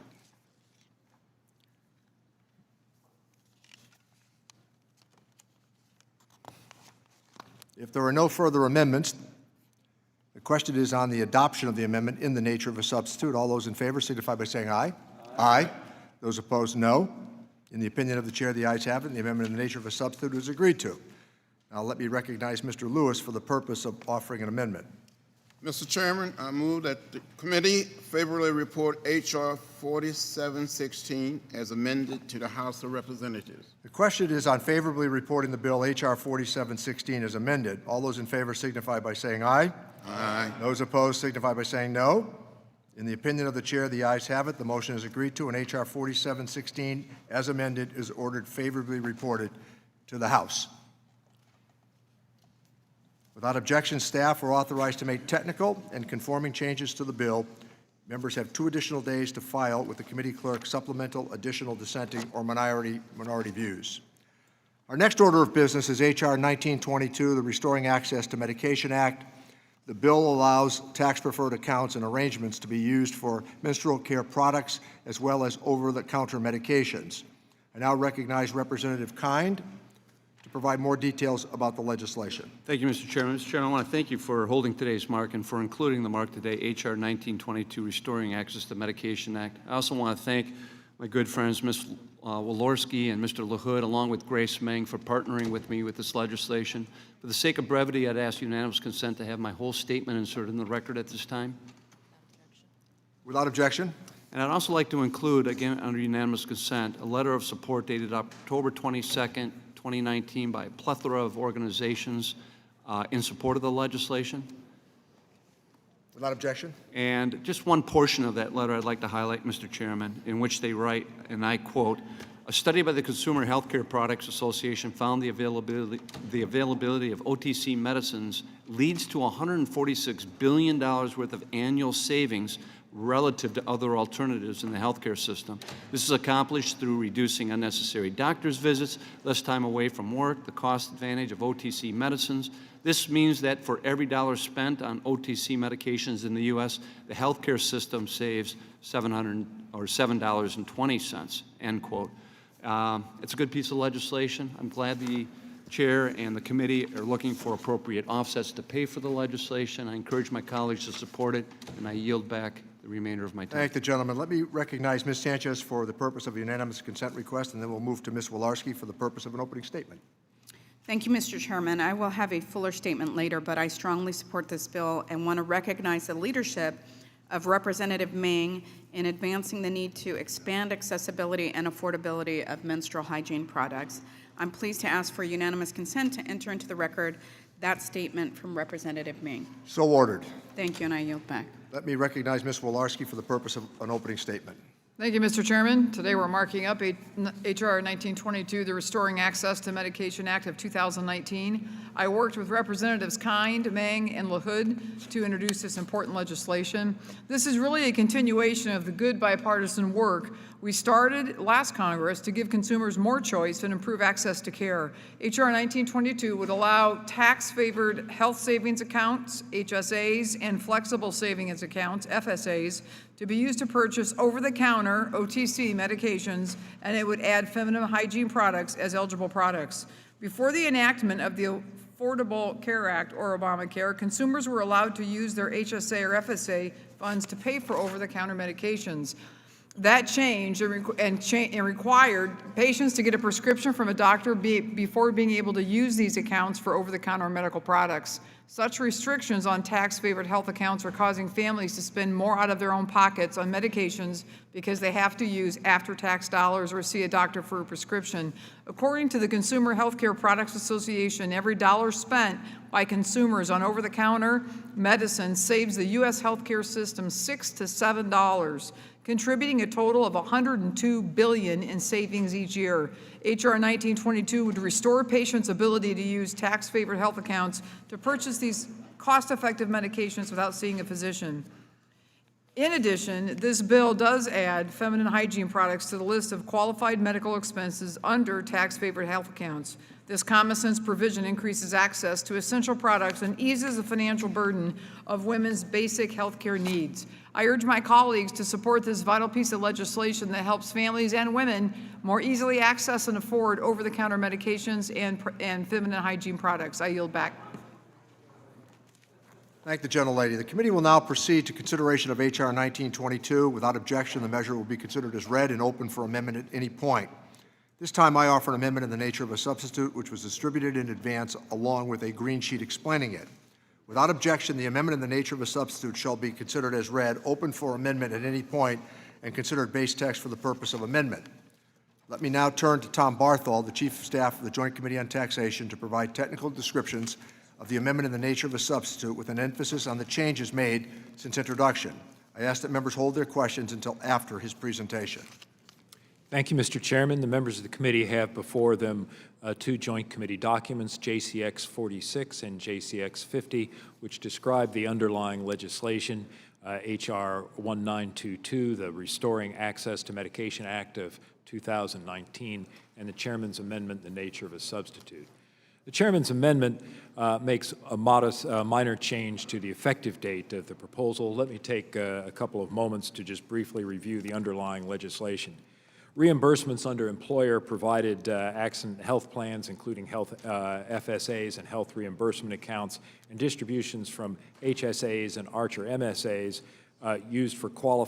may be used for qualified medical expenses. The definition of medical care is generally the same as the definition that applies for the purpose of claiming an itemized deduction for the cost of medical care, and under present law, that is restricted in the case of certain drugs and medications to those for which the individual has a prescription. Prior to the Patient Protection and Affordable Care Act, the limitation that applied to the itemized deduction related to prescription medicines and drugs did not apply in the case of these other reimbursements or distributions. That is, prior to the Patient Protection and Affordable Care Act, over-the-counter drugs such as aspirin, acetaminophen, and the like were eligible expenditures from those plans. The legislation before you today restores that distributions from an HSA will be a qualified medical expense. Similarly, reimbursements from an FSA or an HRA, and it also expands the definitions for qualified distributions and reimbursements in each of those, in all of those cases, to include menstrual care products. The proposal is generally effective for amounts paid or expenses incurred after December 31st of this year. The Joint Committee staff has estimated that this would have a revenue effect of a loss of approximately $8.5 billion over the budget period fiscal 2020 through fiscal year 2029. That concludes my description. I'd be happy to answer any questions the members might have. I thank the gentleman. Are there any questions about the amendment in the nature of a substitute? Mr. LaHood is recognized. I move to strike the last word. Recognized. Thank you. Thank you, Mr. Chairman. I was proud to introduce this bipartisan bill with my colleagues, Representative Kine, Representative Walorski, and Representative Ming. And as we've heard, H.R. 1922, the Restoring Access to Medication Act of 2019, is an important tool which will allow individuals to take back control over their health care spending.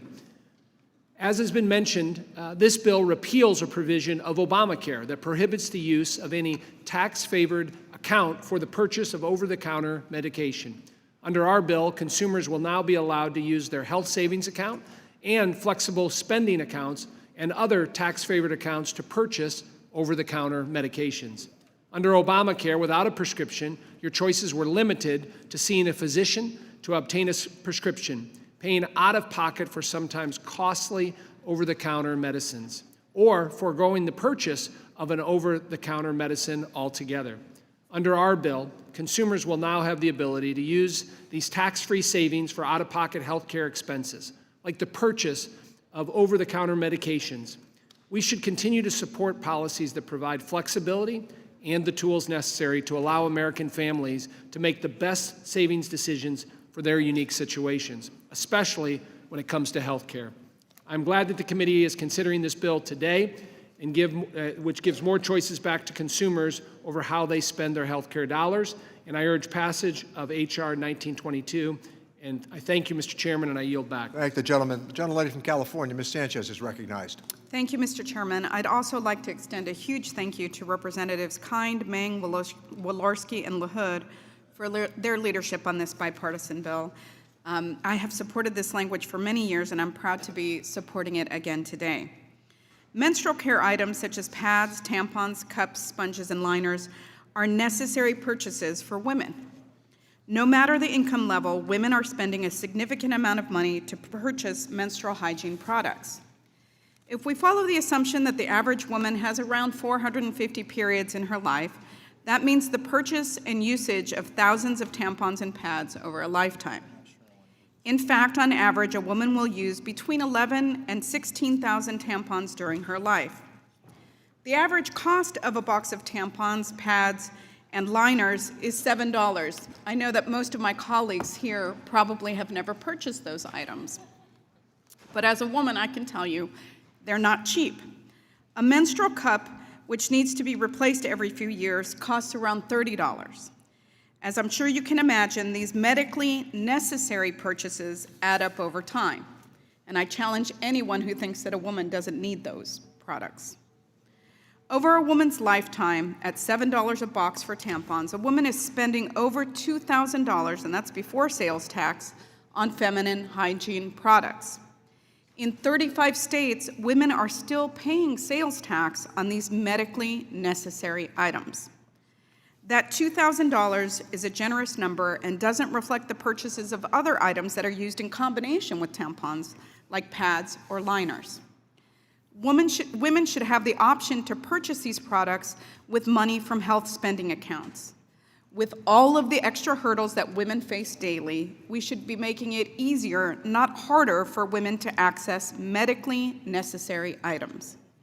That is why this bill that we're discussing today is incredibly important. Mr. Chairman, I strongly support H.R. 1922, and I thank you for bringing this legislation forward in committee. I urge my colleagues to support this bipartisan bill as well, and I yield back the balance of my time. I thank the gentlelady. The gentlelady from California is recognized. Ms. Chu. I move to strike the last word. Gentlelady is recognized.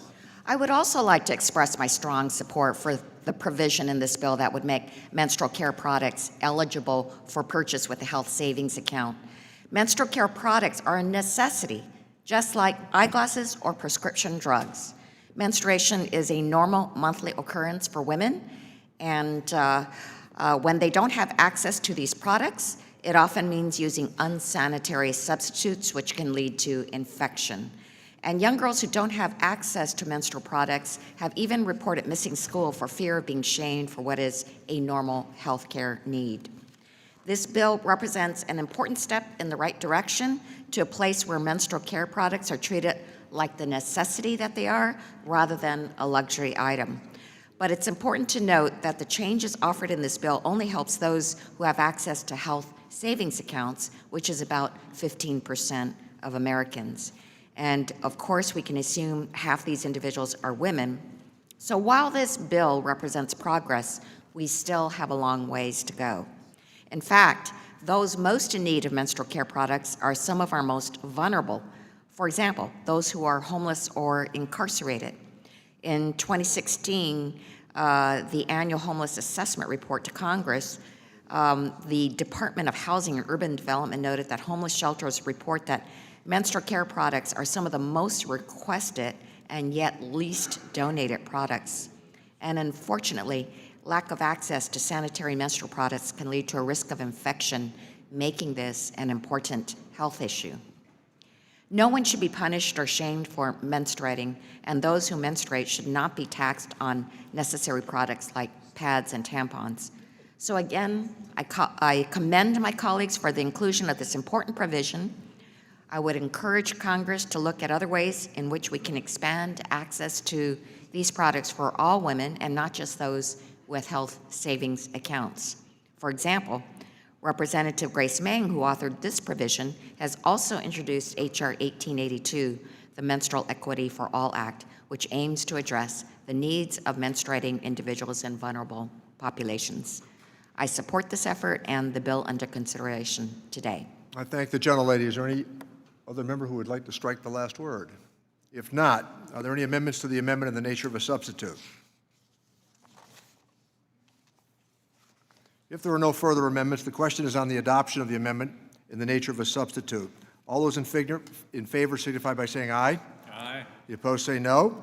In the opinion of the chair, the ayes have it, and the amendment in the nature of a substitute is agreed to. Now, let me recognize Mr. Thompson for the purpose of offering a motion. Mr. Chairman, I move that the committee favorably report H.R. 1922 as amended to the House of Representatives. The question is on favorably reporting the bill, H.R. 1922 as amended. All those in favor signify by saying aye. Aye. Those opposed, no.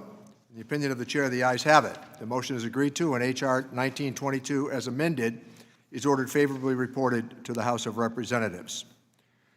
Without objection, staff are authorized to make technical and conforming changes to the bill, and members have 2 additional days to file with the committee clerk supplemental, additional, dissenting, or minority views. Our next order of business is H.R. 3708, the Primary Care Enhancement Act of 2019. This allows individuals with a direct primary care arrangement whose fixed periodic fees does not exceed $150 a month for individual to participate and contribute to a health savings account. Now let me recognize Mr. Blumenauer to provide more details about the legislation. Thank you very much, Mr. Chairman. I appreciate your leadership bringing this together, Mr. Brady, my friend Mr. Nunes. For me, this has been about an 8-year project. I first discovered the problem because the physician that I had in Portland has the direct primary model and pointed out that he really had a number of people who were denied access to health savings accounts and opportunities that could use this model for businesses to provide care on site. It's direct primary care reflects the type of medical care that most of us associate with the physician. We want to have a doctor who can spend the time and energy with us. The direct primary care model, in some cases it's for that fee. People cut through some of the red tape, the problems, and they provide more services in a wraparound sense. They provide more time with the doctor. What we found, however, is that because of an interpretation of the tax code, it was determined that this was like an insurance plan, not a payment for service. The IRS interpretation of the tax code prevents people with health savings account from being able to use this alternative payment model.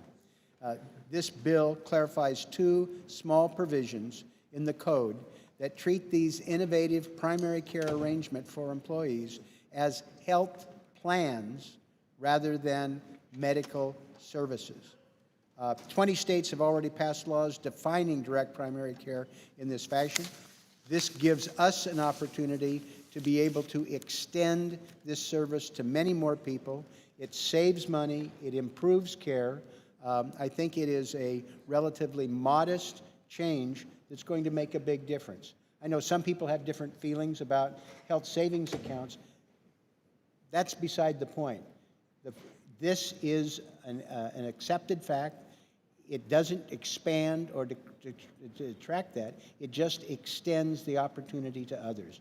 I strongly urge approval of this, moving it forward. It's going to improve care, it's going to lower cost, and I think it's something we can be proud of.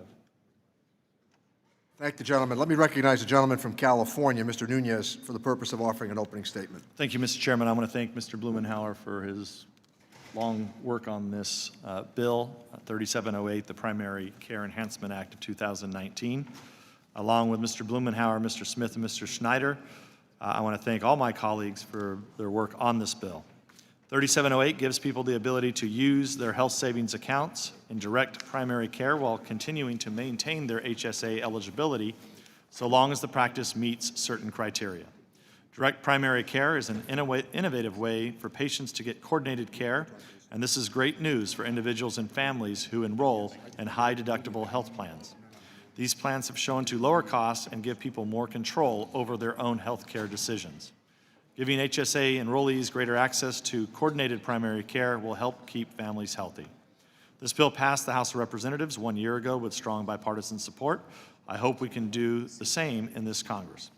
To close, Mr. Chairman, I have a series of letters supporting H.R. 3708 from the American Academy of Family Physicians, which represents over 134,000 family physicians and medical students commending this legislation because, quote, it expands access to primary care for all Americans, unquote. So ordered. The Direct Primary Care Coalition also strongly supports this bill, saying it would allow almost every one of their innovative DPCs, numbering almost 1,000 in 48 states, to offer care to millions of new patients who have HSAs paired with high-deductible plans. In addition, the HSA Council of the American Bankers Association Council, representing over 94% of HSAs in the United States, calls this bill common sense and cost-effective. So ordered. Thank you, Mr. Chairman. And with that, once again, I'd like to thank the Chair and Mr. Blumenauer for their help and coordination with this bill. Mr. Chairman? Mr. Blumenauer. He beat me to the punch with adding these to the record, but I would like to express my appreciation for Mr. Schneider, Mr. Smith. We worked on this in prior sessions, and I would like to thank the Health Subcommittee staff. They've spent a lot of time and energy massaging this. Melanie Ergen, Ali Milnar, and my staff, Martha Kramer, has spent lots of time and energy on this. This smooth, I think, has smooth sailing because of their hard work. Any time that on this committee where a good word can be offered about cooperation, I think we should highlight it. So I thank the gentleman. The committee will now proceed to consideration of H.R. 3708. Without objection, the measure will be considered as read and open for amendment at any point. At this time, I offer an amendment in the nature of a substitute, which was distributed in advance along with a green sheet explaining it. Without objection, the amendment in the nature of a substitute shall be considered as read, open for amendment at any point, and considered base text for purpose of amendment. Now let me turn to Mr. Barthold, the Chief of Staff for the Joint Committee on Taxation, to provide technical descriptions of the amendment in the nature of a substitute with an emphasis on the changes made since introduction. I ask members to hold their questions until after his presentation. Mr. Barthold.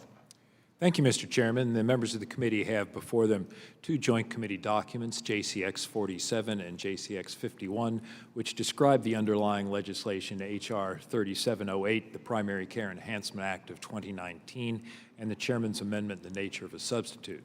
The chairman's amendment makes a modest clerical change, providing some words that are missing in the underlying text. Let me take a couple of minutes just to review the underlying legislation before you. Under present law, a taxpayer may establish a health savings account if they have a high-deductible health plan. An individual who's covered by a high-deductible health plan may not be covered by any other health plan that provides coverage for any benefit that's covered under the high-deductible health plan. Under present law, direct primary care service arrangements is considered other coverage or insurance, and therefore a high-deductible health plan covered person is not eligible to contribute to a health savings account. The proposal before you today would allow that direct primary care service arrangements will not be treated as a health plan, and that will enable such individual who to be eligible to make contributions to a health savings account. A direct care service arrangement is defined by several parameters. Perhaps one of note is that it's limited by the cost of the primary care arrangement, such that it is not a qualifying direct primary care arrangement if the aggregate fee for those services exceeds $150 per month in the case of a single individual being covered by the arrangement, or exceeds $300 per month for arrangements that cover more than one individual. The proposal before you would be effective for months beginning after December 31st, 2019, and the Joint Committee staff has estimated that this proposal will reduce federal receipts by approximately $1.8 billion over the budget period, federal fiscal years 2020 through 2029. That concludes my brief description. I'd be happy to provide answers to any questions that the members might have. Are there any questions about the amendment in the nature of a substitute? Does anyone wish to strike the last word? Mr. Snyder is recognized to strike the last word. Thank you, Mr. Chairman. I move to strike the last word. As a co-lead on this bill, I want to thank you for bringing the Primary Care Enhancement Act before the committee today. I also want to thank Mr. Blumenauer for his leadership on this bill and his tireless efforts to get this legislation signed into law, and also thank Mr. Nunes and Mr. Smith and all the respective staff. Primary care is one of the most valuable and cost-effective services in our healthcare ecosystem.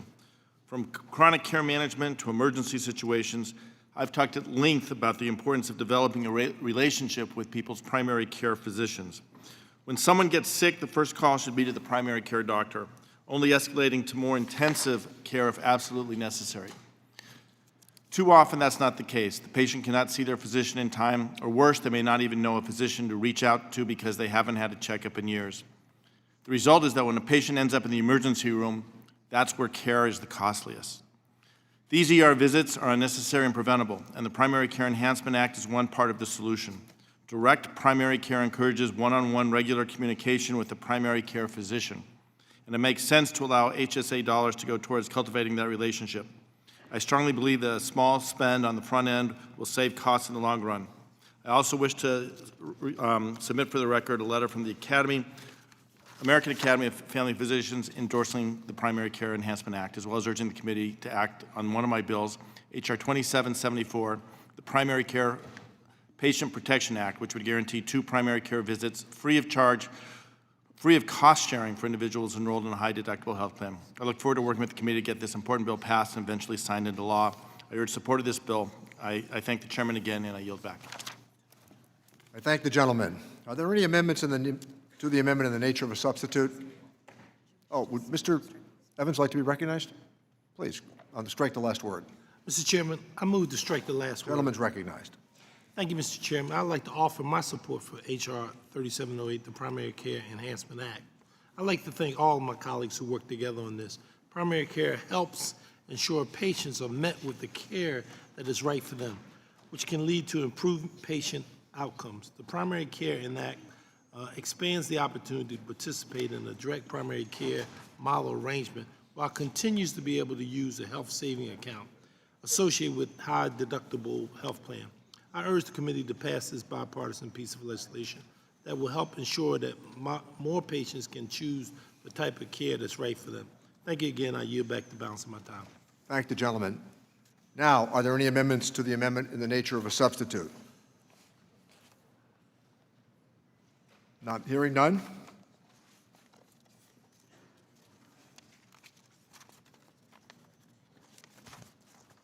If there are no further amendments, the question is on the adoption of the amendment in the nature of a substitute. All those in favor signify by saying aye. Aye.